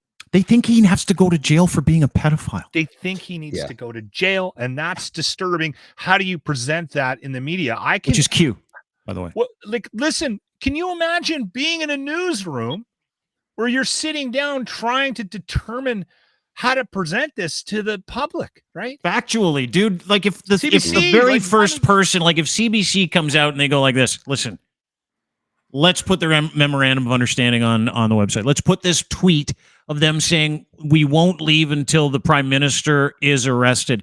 Do you know how much further that goes than the Canada Day Freedom Organizers said they would like to, no, fuck that. Put all their damning shit on TV and let people see it. Don't report. And we never do that as people, and the media doesn't do that because they literally are like politicians where they're like, oh, fuck, we don't want to say goodbye to 5.6 million clicks, right? Because there's 5.6 million people are not vaccinated. 5.6 million people are hardcore against it. 5.6 million people, maybe more in this country, don't believe in anything other than that Jesus is the reason for the season. Probably a few more than that, but I'm just going by the stats that I get from like the actual reports of who's vaccinated, who isn't, and then I can transfer my perspective of how dumb that group is onto this group, and then we can choose to paint them with that big dumb brush, which I love to do. It's a lot easier than going, let's go through each one of these 5.6 million people and ascertain their intention. You can't do that. Those people are the people that we're talking about. We're talking about those people. And of those people, it's a fraction of a percentage. And if you were honest about what that fraction of a percentage you're trying to do to everybody else in this country, everybody, like Trudeau Schmudo, everybody in the city of Toronto, making an entire country feel unsafe for the last 2 fucking years, we have a responsibility as people to present that. And when people say to me, Dean, why are you fighting these people? Why do you always like you Locke, last year, you're like, mean, shouldn't you be juggling the balls of these guys a little bit? Shouldn't you be like not calling them out all the time? No, because I'm doing a disservice if I legitimize it as a real thing. These are not real people that really want this country to be better. All of the people that are showing up to a fuck Trudeau rally that's supposed to last for 2 months, to camp on the street are called unreasonable individuals. They're emotionally detached, totally brainwashed, and they're involved in a fucking cult that seems to think that this is an option. Hurting people is an option. I go back to it all the time because it's an unassailable fact that hurting people for the express purposes of personal, political, or motivational influential gain means that you're a piece of shit. And that's all this movement is. You can't paint them all with different brushes. You need to paint them all with the same brush and put the worst of what they want up for people to see it. Because if you don't, it's going to continue to look legitimate, and it ain't. Well, boom. If you dilute it, right? Yeah. People don't see how bad it really is. I had a guy yesterday. So I tweeted out to the OPS, by the way, the Ottawa Police Service. I tagged them and I said, listen, this is not a protest. It was not a protest last time. It won't be a protest this time. It will be another occupation. The residents of Centertown will not be nice. We will not be polite.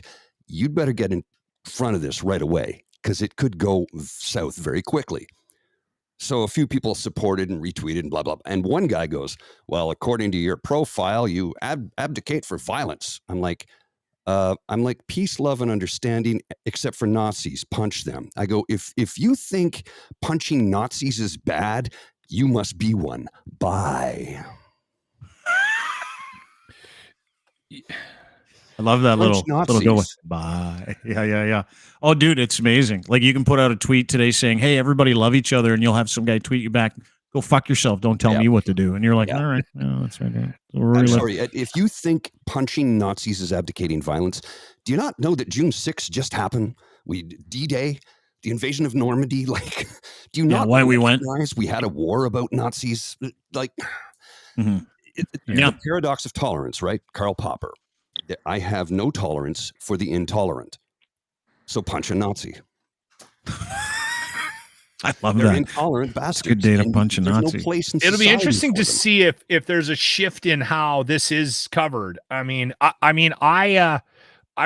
when Caryma was out there at the beginning in January when all of us were trying to figure out what this was. Right. And Caryma's like right in the heart of it. And we're running videos and we were even doing like podcasts on the weekend because it was still crazy, right? Oh yeah. And we were all it was really the best of times. Remember when things were so simple and no one was attacking Caryma? They just, even some of those people, like she'd get into those groups and some guy would be harsh on her and other people with the convoy would come around her and go, hey, relax. Yeah. Now people are just straight up attacking her, right? Yeah. So I remember watching a lot of that. And then I remember seeing, holy crap, the mainstream media is catching up to what this is because no one knew what it was, to be fair. Even we didn't know what this thing was. And then it turned into what it ended up being. And I remember one point, there was it doesn't matter. It was a reporter and I remember having that thought. They're copying Caryma. It's not a unique thing to send somebody out there, but it just felt like, okay, they're trying to catch up to something here now. Like they all took their CTV jackets off. Yeah, and this guy's in there, and he's in the face of a couple, and it's in Hamilton or something, and they had just both been unemployed, or they were nurses, and they refused to get vaccinated, and he had them talking about their support for the convoy. And I'm sorry, I was never really triggered by what you did, Caryma, or shocked, or like, wow. Like, I mean, I was, because you're brave, and I'm watching it here on my little screen in this environment, knowing what we do. It was never, but seeing that and those QAnon tropes and that narrative and that disconnection from reality, just seeing it live on mainstream media, I think it was CBC that I was watching it, was a real, like, I was like, what are we watching? This is insane. These people are crazy. Like, this is right out of the QAnon textbook, and they're spitting it out on live TV, and the guy that's reporting it, you could see the look on his face too. He was just like, "I've got the jackpot. Couple of wild fish here. Like, keep going. What else?" Oh, dude, right? and here's the thing: is it's such like Caryma, you know this. It's such fucking awesome content, though.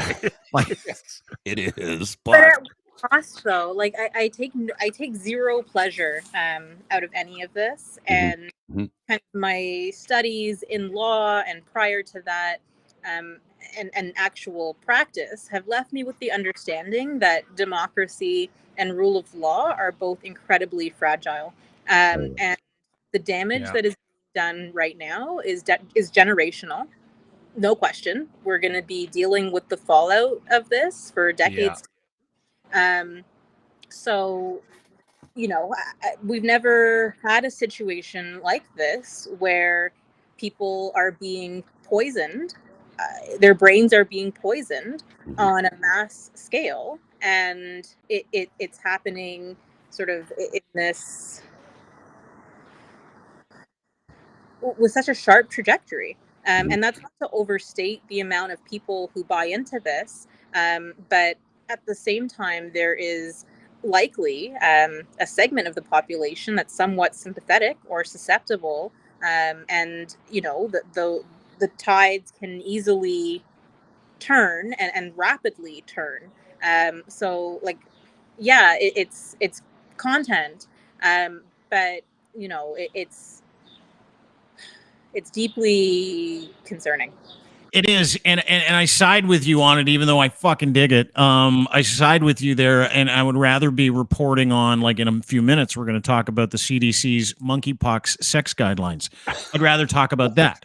You know, I'd rather talk about the world's smallest hamburger. I'd rather talk about Lachlan's toenails. I'd rather talk about literally almost anything else after the years that we've been through, after going through the bullshit with the first convoy, after having cops parked outside my house for an extended period of time. I don't think people understand what comes with this if you stand up to this, right?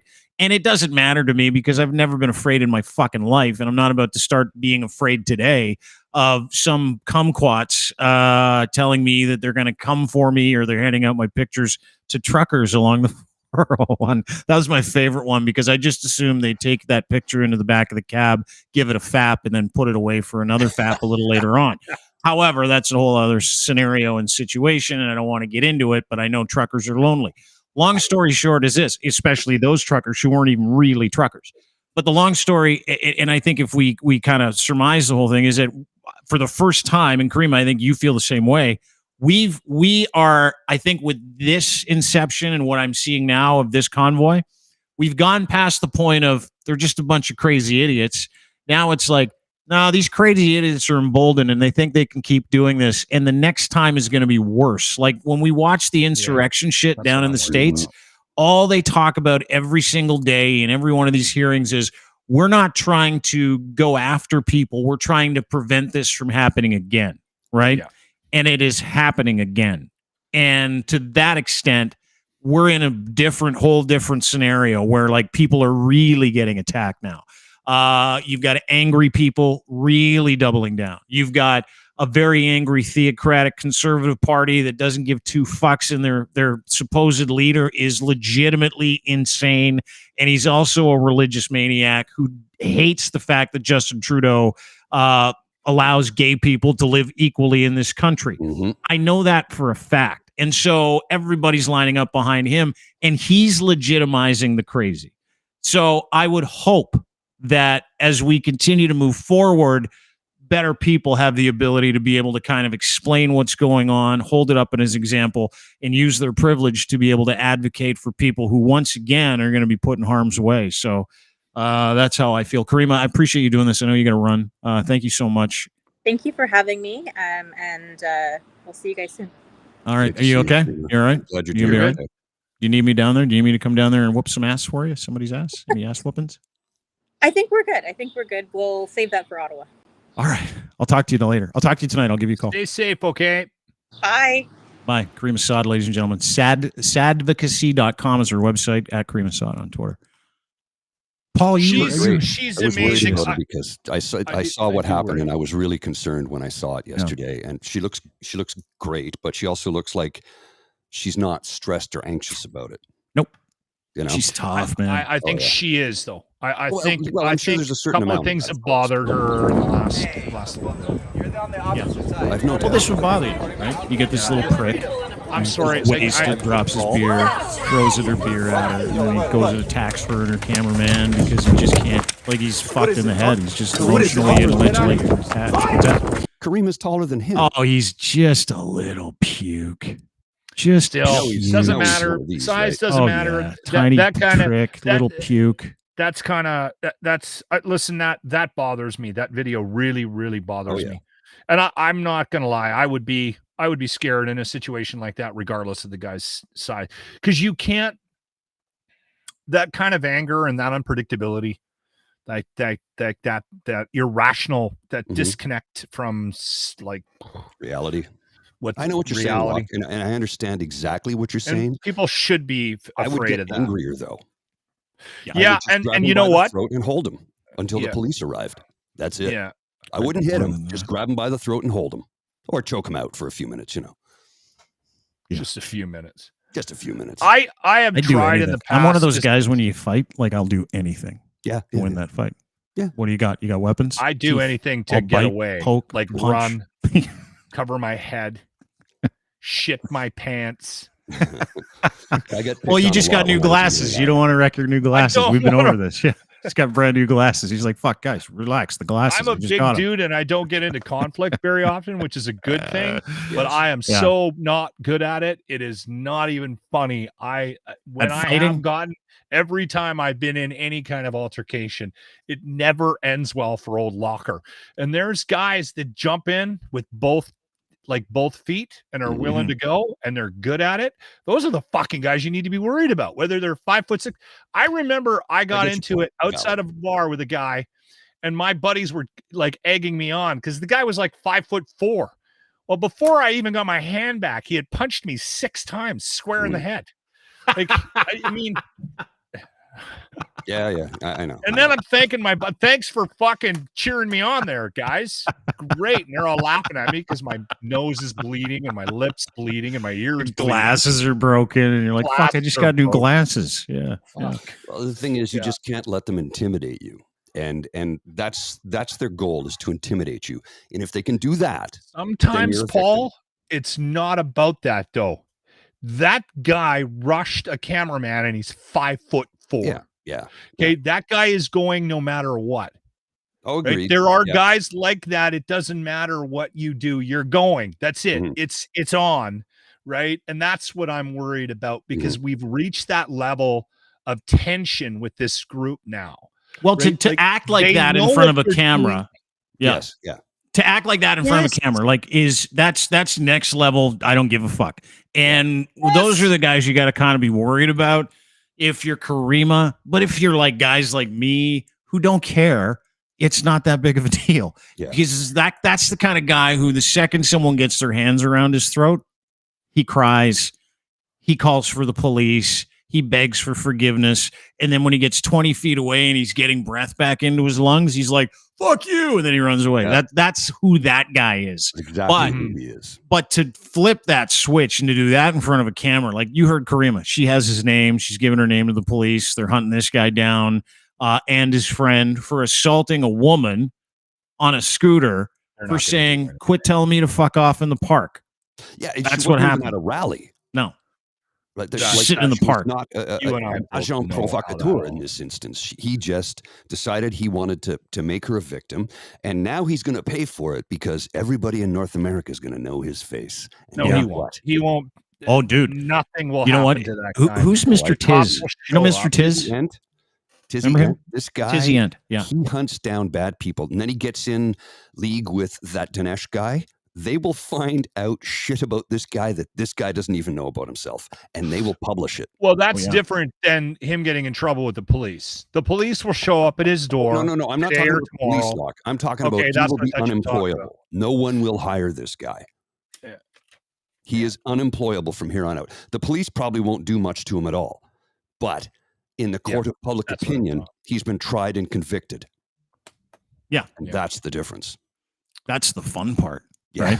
Is hanging that on that guy for the rest of his life, right? I mean, we like to say canceling people's no fun. It can be pretty fun. Yeah. Especially if the person deserves it. If you're a bad person, you know, and who does bad things. Yeah. You get canceled. Sorry, you did it to yourself. Yeah. It's about common sense, priorities, right? It's about one thing that leads to another. It's a natural progression. It's like having sex when you have monkeypox. Probably going to get it, right? You don't even think about it. However, that didn't stop the CDC. I don't know if you guys saw this. Did you see the CDC put out prior to guidelines on how to combat monkeypox? There's not many people that have it, right? I'm not trying to downplay 50 countries, hundreds of thousands of cases, 50 countries. But in Canada, we only have we don't even have 100 yet, right? I don't know. I don't know what the number is. Last time I heard it was like 55, 60. 55, okay. There was like maybe 20 it's more. Or 30 in Quebec. Yeah, but after you come out of a pandemic, this is my point. We came out of a pandemic that killed a whole bunch of people that we know and made people's lives immeasurably worse over the past 2 years. Then this monkeypox thing comes out, and you would think the CDC would be like, here's what you got to do about the monkeypox. Here's how you battle it. Here's how you stay away from it. They did none of those things. You know what the CDC did, which is fucking great? They're like, because they must be just a ton of doctoral perverts that work at the CDC. They're like, we should put out a guideline of how to have sex with the monkeypox first. Really? Yeah, That's and they did. Was? Yeah, they did. These are the guidelines. This is the CDC. Before any guidelines of how to avoid it, they're like, here's how you have sex with it. Have virtual sex with no person in contact. Masturbate together at a distance of at least 6 feet without touching each other, without touching any rash or sores. My God, what a romantic evening already, right? Hey, you want to masturbate 6 feet apart so we don't touch each other's open sores? It just seems odd to be coming from the CDC. Consider having sex with your clothes on or covering areas where your rash or sores are present. Reducing as much skin-to-skin contact as possible. Avoid kissing. Well, duh. I do that when no monkeypox are around, by the way. That's just a rule. Kissing? No thanks. Remember to wash your hands. Fetish gear like sex toys, any fabrics, bedding, towels after you have sex, and limit your number of partners to avoid the opportunity for monkeypox to spread. Did anybody see the word condom in there? Nope. Not once, huh? Not once. What are you doing? No dental dams, no condoms, no glory holes. I'm just soaking my dildo collection. Somebody likes to put them in the dishwasher. You just put them through the hot cycle and you're good. Right. I've heard you're not supposed to do that. No. Put dildos in the dishwasher? I don't know. Yeah. I don't own one. No. I don't know. We talked about it one day about running dildo a cycle. care. I saw that clip of the dishwasher with dildos in it, and I sent it to a friend of mine who is a physician, and she's like, "That's a really bad idea, and here's why." Yeah, the temperature of the water can start to melt the plastic to a degree where it will get, other things embedded in there, like dishwasher detergent, which is now up somebody's or a piece of ground beef.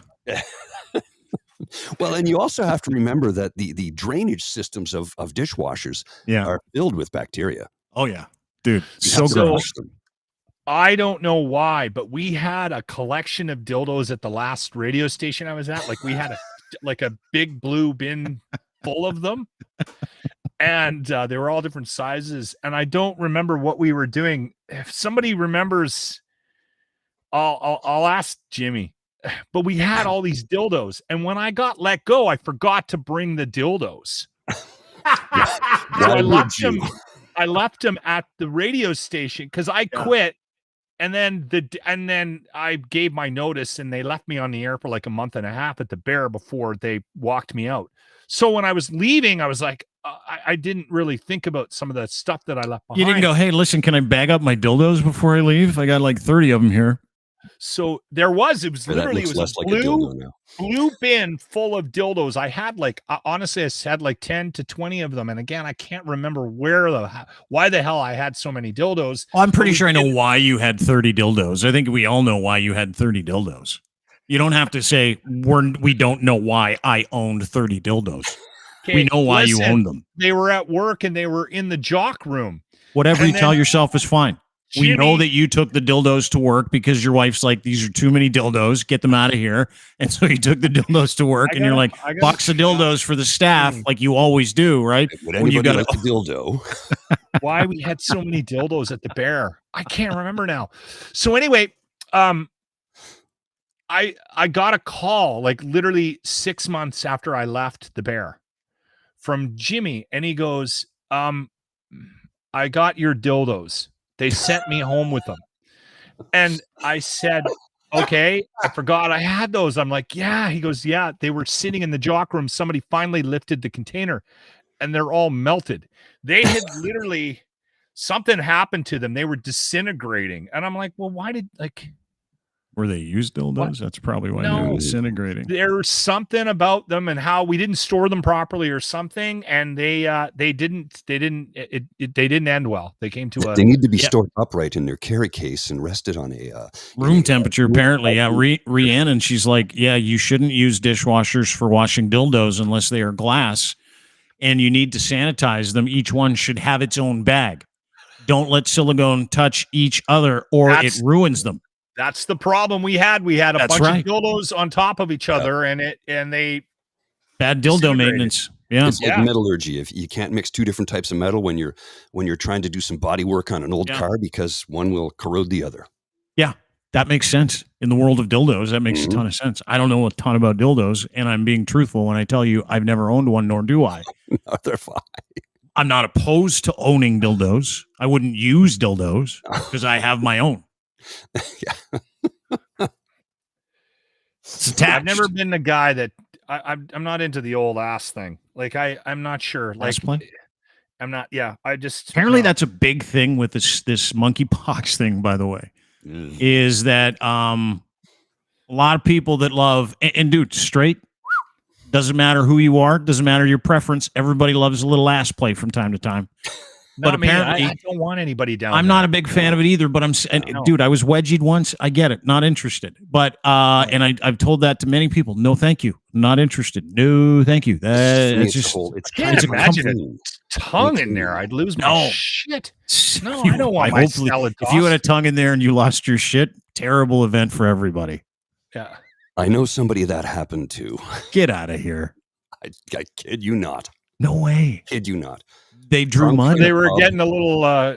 Took her home, started to do that, and boom, liquid. Yeah. I'm not going to get into the graphic. Serves him right. Well, we get it. Serves him right. What are you doing down there? Anyway? Yeah, pig. Serves him right. I just sent Jimmy a note to see if he knows why we had all those dildos at the Bear. Kind of want to know, to be honest with you. Wasn't it a song by every radio station had like certain mascots, right? Like we used to have a hockey helmet. We had like 2 or 3 hockey helmets from like NHL players who were like, yeah, bring us a helmet, we'll put it up. So we had like a couple hockey helmets, or we had like some derelict weird things. I can't say we ever had a dildo or anything that, like, you know how people stick them on the wall with the suction cup and stuff like that. We never. Oh, maybe we did have one. Wasn't that a song that Leonard Nimoy sang in the 70s? Dildo. You know what it was? I'll tell you what it was. It was a Christmas thing, and at Christmas time, these people that were selling dildos dropped off a bunch of dildos, and we kept one in the studio, and we put it on a trophy. We screwed it into the top of the trophy, and we would give it to our producer sometimes if he fucked up, and we would say, "You're the dildo of the day." That's why we had a dildo. That's why. That's a good reason. Okay, I just got it. I can't remember the contest. It's a good reason, Paulie. I can't remember how the contest worked, but Jimmy remembered. We used to play a thing on the radio called musical dildos. So it was like the musical chairs, but instead of chairs, it was dildos. Okie dokie. I'm trying to get that was radio was fun. On how it worked. That was radio was fun, wasn't it? Remember that? It was so fun. Remember, you just reminded me of something we used to do with Jimmy all the time. So we, Jimmy's a little person. If you don't know, he's on the locker room with me. I don't James know P. White. But he's an awesome guy. Yeah, and he's a great guy. Unbelievable humility. Anyway, he'll drink you too, can he not? Gee, you have no idea. I've said this before. Jimmy goes from shit to fuck really quickly. He gets messed up really fast, but the thing with Jimmy is he can stay at fuck forever. So he plateaus quickly. And going. It's unbelievable. Anyway, we were doing stunts and stuff like that. We did Will It Hurt? And we did all these stupid videos, and we started to get Jimmy involved in them more and more. And there was a point where my boss finally said, okay, we're going to get into trouble. You got to at least take care of the little bastard, right? I am a hockey helmet. So we had to go buy it was a hockey helmet. And this was the one of the contests. One of the things we were doing was we did the Great Pumpkin Smash. And I took duct tape. I had an F-150. I duct taped him to the back of the truck. Put a hockey helmet on him and a GoPro and put a pumpkin in his hand. And then we were like, we're going to get to 80 and then you got to drop it. So I had the back window open and then we're flying down this back road and he's like bouncing around. He's stuck like duct tape. We put about 2 rolls of duct tape on him and just his hands just below us. And we're flying down this road and we're like, let it go. And then he threw but that was when we bought the helmet. And I remember after the dildo conversation, because I stole him to come over to cruise, I said, don't forget the hockey helmet. We may need it over at the news station. Good God, man. So he brought the hockey helmet with him for safety. We're always thinking about safety first. Oh, no, you can't. Listen. No way. When it comes to radio contests in 2022, duct taping a little person to the back of a truck, putting a pumpkin in his hand and telling him to throw it once you hit 80. Yeah, we got in trouble for that, actually. Even with the helmet on. Even with the helmet, we got in trouble. So here's how musical dildos work.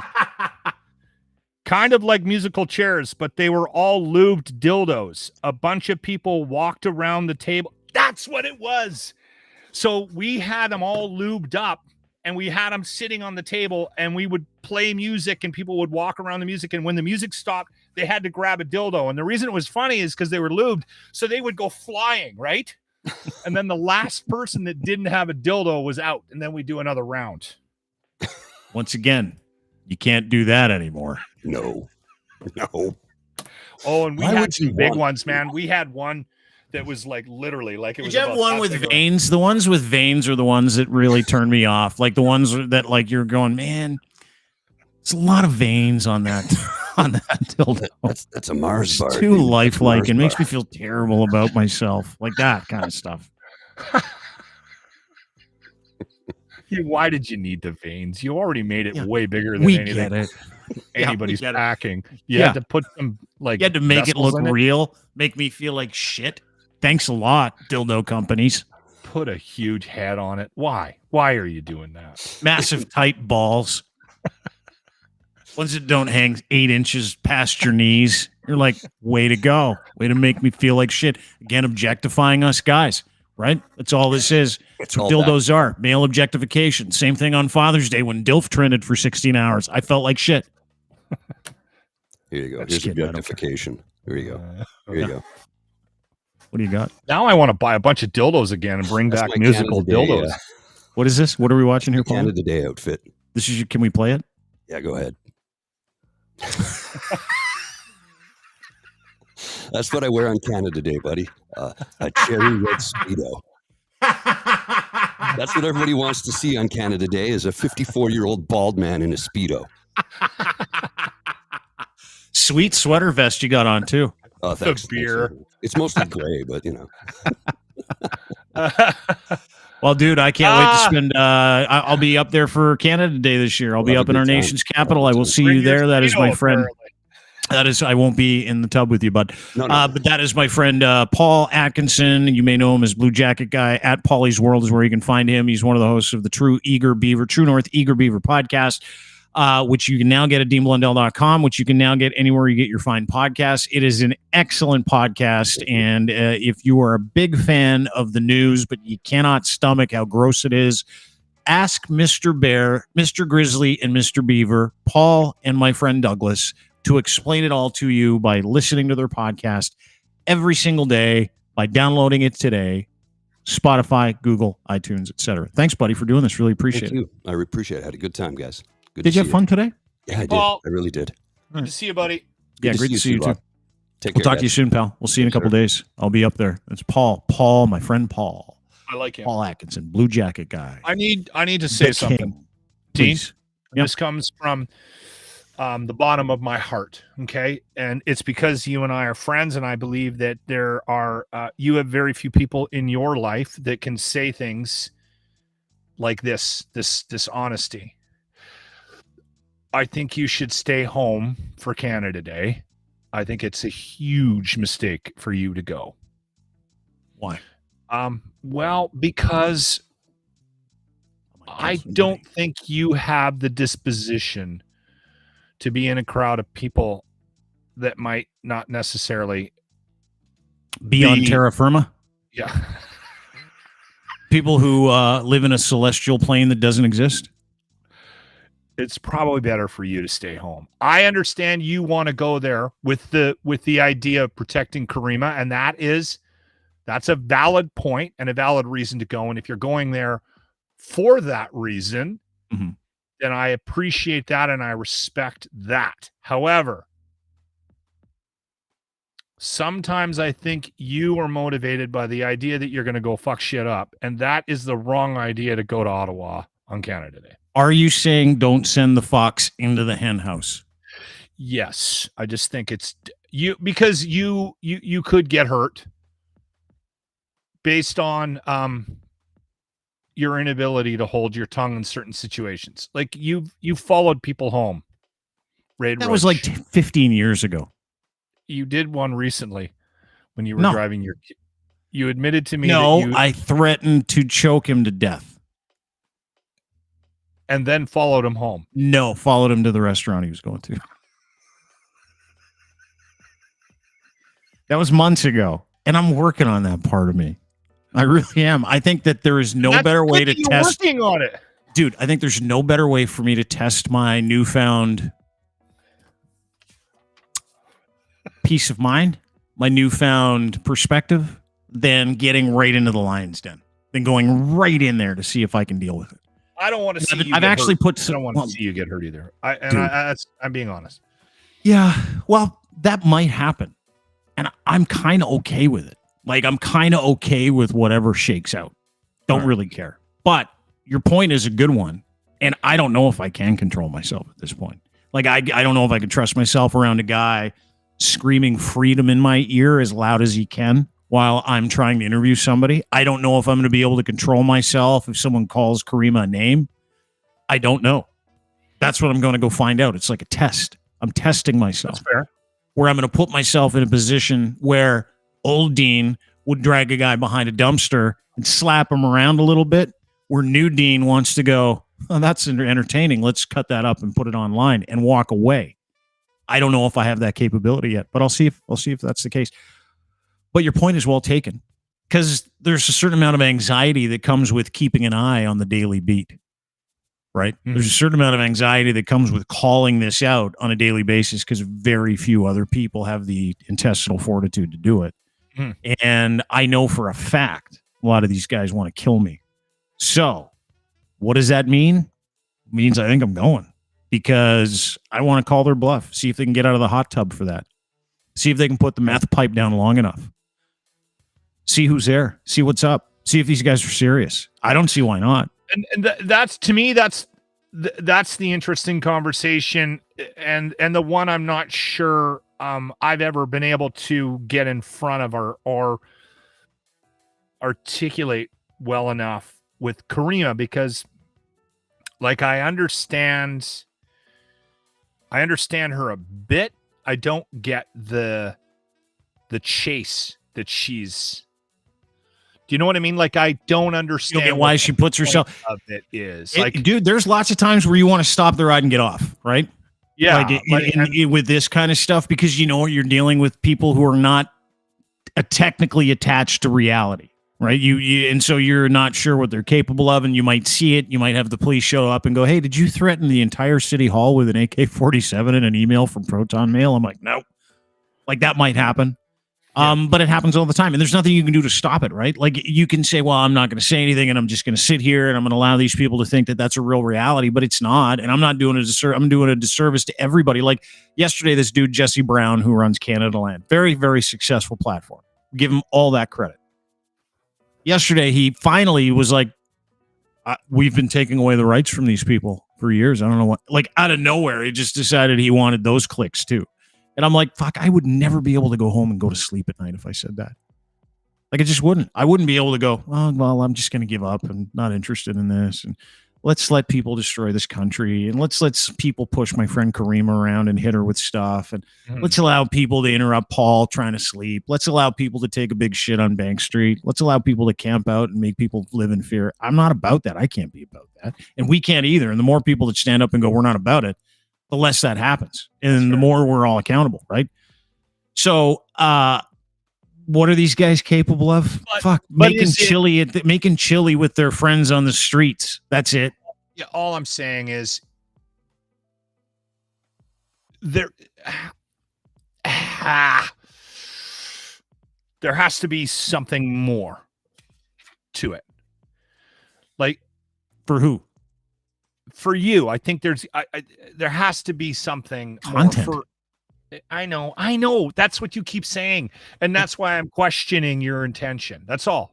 And because is the content worth it? So I appreciate it when you say things like, we do need to stand up. We need to show the other side of this. That makes sense to me. Yeah, without a narrative, right? Like, I know what these guys are about. You do as well. We have very different political backgrounds. We come at topics, very different perspectives, but we arrive at the same thing: is like, crazy's crazy. And allowing crazy to be legitimate isn't how I live, and it shouldn't be how anybody lives. And that's fair. That's fair. But at the same time, I don't want anybody to get hurt. This is the first time I felt strongly about the possibility of that happening. So I'm just getting you to think about that before you go. That's all. I'd like to be the guy that says, hey, you know what? Because I know how everyone is like, yeah, no, you go there, Dean. You know, yeah, but what if 6 guys jump you and beat the shit out of you with hockey sticks, right? And then you're drinking you're vaping through straw. Your jaw shut. Yeah, but listen, as much as I think people would go, well, why are you going up there? I'm like, well, you don't think I'm going to go up there on my own, right? Do you? No, you don't think I'm going up there with people who are 10 times scarier than me? Like, you don't think I wouldn't, like, you don't think I've had these conversations already with certain groups of people? Like, hey, you want to go? And they're all like, yeah, name your price. I'll go. Let's go. See videos of Caryma driving around on her scooter with her cameraman.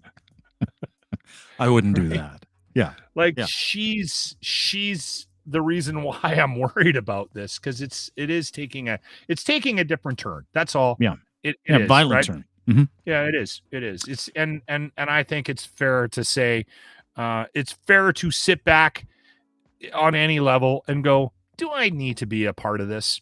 No, maybe not. No, I don't need to.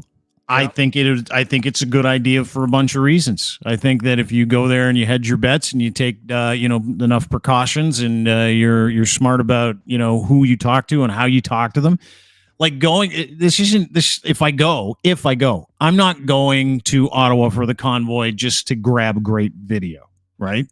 I'm going because I want people to see it. I want people to see it with their own eyes. I know Caryma's going to be there. We could give her some support. I've got family in Ottawa. Wouldn't mind stopping in to see them. We'll go down there for a day or two and we'll watch how it shakes out. I mean, it's not like I'm going there looking for conflict, but I'll be prepared for it. You have to be prepared for all that stuff. I'm going because I want to go. I want to see what this is all about. I didn't go the last time. And everybody said to me after, like, I was talking to some guys that run some media companies, and they're like, dude, that's where you guys made your cheese. You should have just gone there. You should have gone and got into the crowd. And I'm like, I didn't trust myself back then. Like, literally in February, I don't think I could have gone. I think that I was still too like jumped up and triggered. And if I had gone there and if I'd seen some of the stuff that Caryma showed me, people that said to her and did to her, I might have snapped. Like I might have grabbed a flagpole from somebody and I might be in jail. That kind of stuff. Now I don't even like, this is so different to me because I know what this is all about and I know who these people are and they're just degenerate dickheads. That's all they are. Yeah. Degenerate, theocratic, lost, brainwashed morons doing the bidding of Pierre Poilievre and his dumb fucking friends. That's all this is. And Doug Ford. That's part of the conversation too. Again, if the idea is to go down there and get content, for what purposes? Are we convincing anybody that's down there that they're on the wrong side of this or that there's another way of looking at it? No.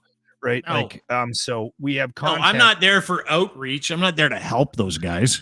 Are you kidding me? I'm there to make their lives fucking way worse for a long time. And the more people that do that, the better. And you could say, oh, we need to reach out. You're never reaching out to people that want to camp in the middle of fucking February and make pubic hair chili with their friends they've never met down by the canal for a month and a half. Like you how do you talk to those people? How do you make sense to any of those people? You don't. You just fucking go there, document it, and show everybody this is what you're dealing with. Craziness, emotional detachment, ridiculousness, brainwash, cult shit. That's what it is. I have had in the past, I've had a couple of people that have tried to convert me to some form of religion or not. And I've done this a few times actually. And it's worth saying out loud because I think we're in a similar situation with this. I remember one guy trying to convince me that I was on the wrong side of the religious thing because he had overheard me say something that I like, because I am very anti-religion, like wildly. And he decided that he was going to try to get me to see the other side. And I looked at him and I said, okay, hold on. Could I convince you that you're wrong? And he went, no.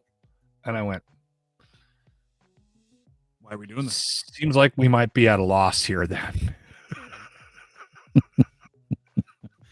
I long for those days, you know, where someone could say something like, fuck you, you're an asshole. And the other guy could say, fuck you, you're an asshole. And they go, okay, well, you said your piece. And you go, okay, well, you said your piece. We know we don't like each other. He never brought up religion with me again. Like worked with him for another couple of years. You can do that. I've got lots of relationships with people that believe in all kinds of weird shit, but they're decent people. They just believe something I don't. And it's when it crosses over into that belief is like forced upon other people. And by the way, you can be an asshole to people. That's what your belief system tells you to do. That's when it's not religion. That's when it's a hate group. That's what this is. Like, let's go hurt people. Hurting people is hateful. This is a hate group that is scheduled to go to Ottawa and trying to get the prime minister to fucking turn himself into the RCMP. We got to get him arrested for his crimes against humanity. Well, we'll see what happens this week, I guess. Like the 22nd. What are we, the 20th today? He was a real man. He would just turn himself in. Yeah, he was. If he was a real leader, he would just go and turn himself in for the litany of things these guys want him to turn himself in for that they can't seem to describe. Yeah. If he was a real leader. Anyway, thanks for doing this, dude. Thank you. It's fun. Good luck with your trailer. You going to go sleep in it tonight just for fun? We thought of that, actually. It's a little driveway sleepover? That's not a horrible idea. You should. Actually, we got a really expensive mattress in there, too. It's not, but it's not that thick, but it's quite durable. Yeah. And it's quite comfortable. Yeah. So I think we're good. Yeah. You guys are going to have fun in there. I am looking forward to the whole camping experience. We got a couple of trips planned this summer. Gonna get a bumper sticker. I drove the Coca-Cola. Fuck Trudeau. Fuck Trudeau. If the campers are rocking, you gonna get those? Yeah. Fuck Trudeau, and if the campers are rocking. We should start putting stickers on it. Banff. Wherever we go. Just a sticker. Sticker the shit out of it, like crazy lunatic transitional period people. Yeah. Right? We're like, I'm between homes. It's my home. I go everywhere. Thanks for doing this, dude. Talk to you soon. Thank you, sir. Anytime. Have a good day. That is Lachlan Cross. See you tomorrow, bud. Lachlan Cross, 957 Cruise FM in Edmonton is where you can listen to him every single morning. Thanks for paying attention to us today. Appreciate everybody being here. Thanks to everybody in the comments section. Sorry we couldn't keep up with you today. We try to get as many on there, but I can only listen and put up comments at a regular pace, trying to pay attention. So if we didn't get to yours, we apologize. And want to thank everybody for stopping by. Really appreciate it. Don't forget, you can download what we do at deanblundell.com. If you go there today, you can see all the stuff that we talk about on a written basis, and you can see the video. You can also see us do this podcast live on YouTube. You can go to Dean Blundell Show on YouTube, hit subscribe. We'd appreciate that. You can also go to Twitch TV. That is Dean Blundell TV on Twitch. You can watch there as well. Our social handles, of course, Twitter, @It's Dean Blundell, and D Blundell Show. Sign up for our newsletter at deanblundell.com as well. That would be absolutely phenomenal. We'd really appreciate it. And thanks to our friends and sponsors at Easy Auto Financial for making this possible. Go to Easy Auto Financial for a deal on a vehicle. And if you can't find financing, these guys find it for you. They're ninjas, basically. They get you anything you want, and you don't have to pay for your financing. They make buying a car absolutely turnkey, and there's no obligation. So go to easyautofinancial.ca today for financing for a vehicle. How's your credit? They don't care. I don't even think they ask. No, they ask. But it doesn't matter because they're wizards at their jobs. So go to easyautofinancial.ca today to sign up and let them help you buy that new car. Also, our friend at Ed's Fine Imports, his Gitch. You can wear them. We all wear them. Boxer briefs, pouch in the front, Canadian-made, luxurious boxer briefs. Go to edsfineimports.com, order online, use promo code GITCH and the number 3, and you're going to find yourself the owner of a free pair of underwear when you order 3 or more. Massive online store and 50% off when you leave your email address. He will not spam you, but go there today. Huge deals, too, like 50, 60% off. A whole bunch of different stuff across the board. Clothing for men and boys. Go to edsfineimports.com. And, of course, Domination. Help your content by dominating with domination.com, dmntn.com. It's AI for people that like to produce promos, streaming, gaming, podcasting, and more. You feed your file into domination.com. It kicks out a couple of different promos, like 70 promos in 5 minutes, as opposed to you laboring over cutting and pasting and editing and lining up files. It does everything for you. It's brilliant. Try them for free, dmntn.com. Again, go to dmntn.com for more information. Have a great day. See you tomorrow. Bye.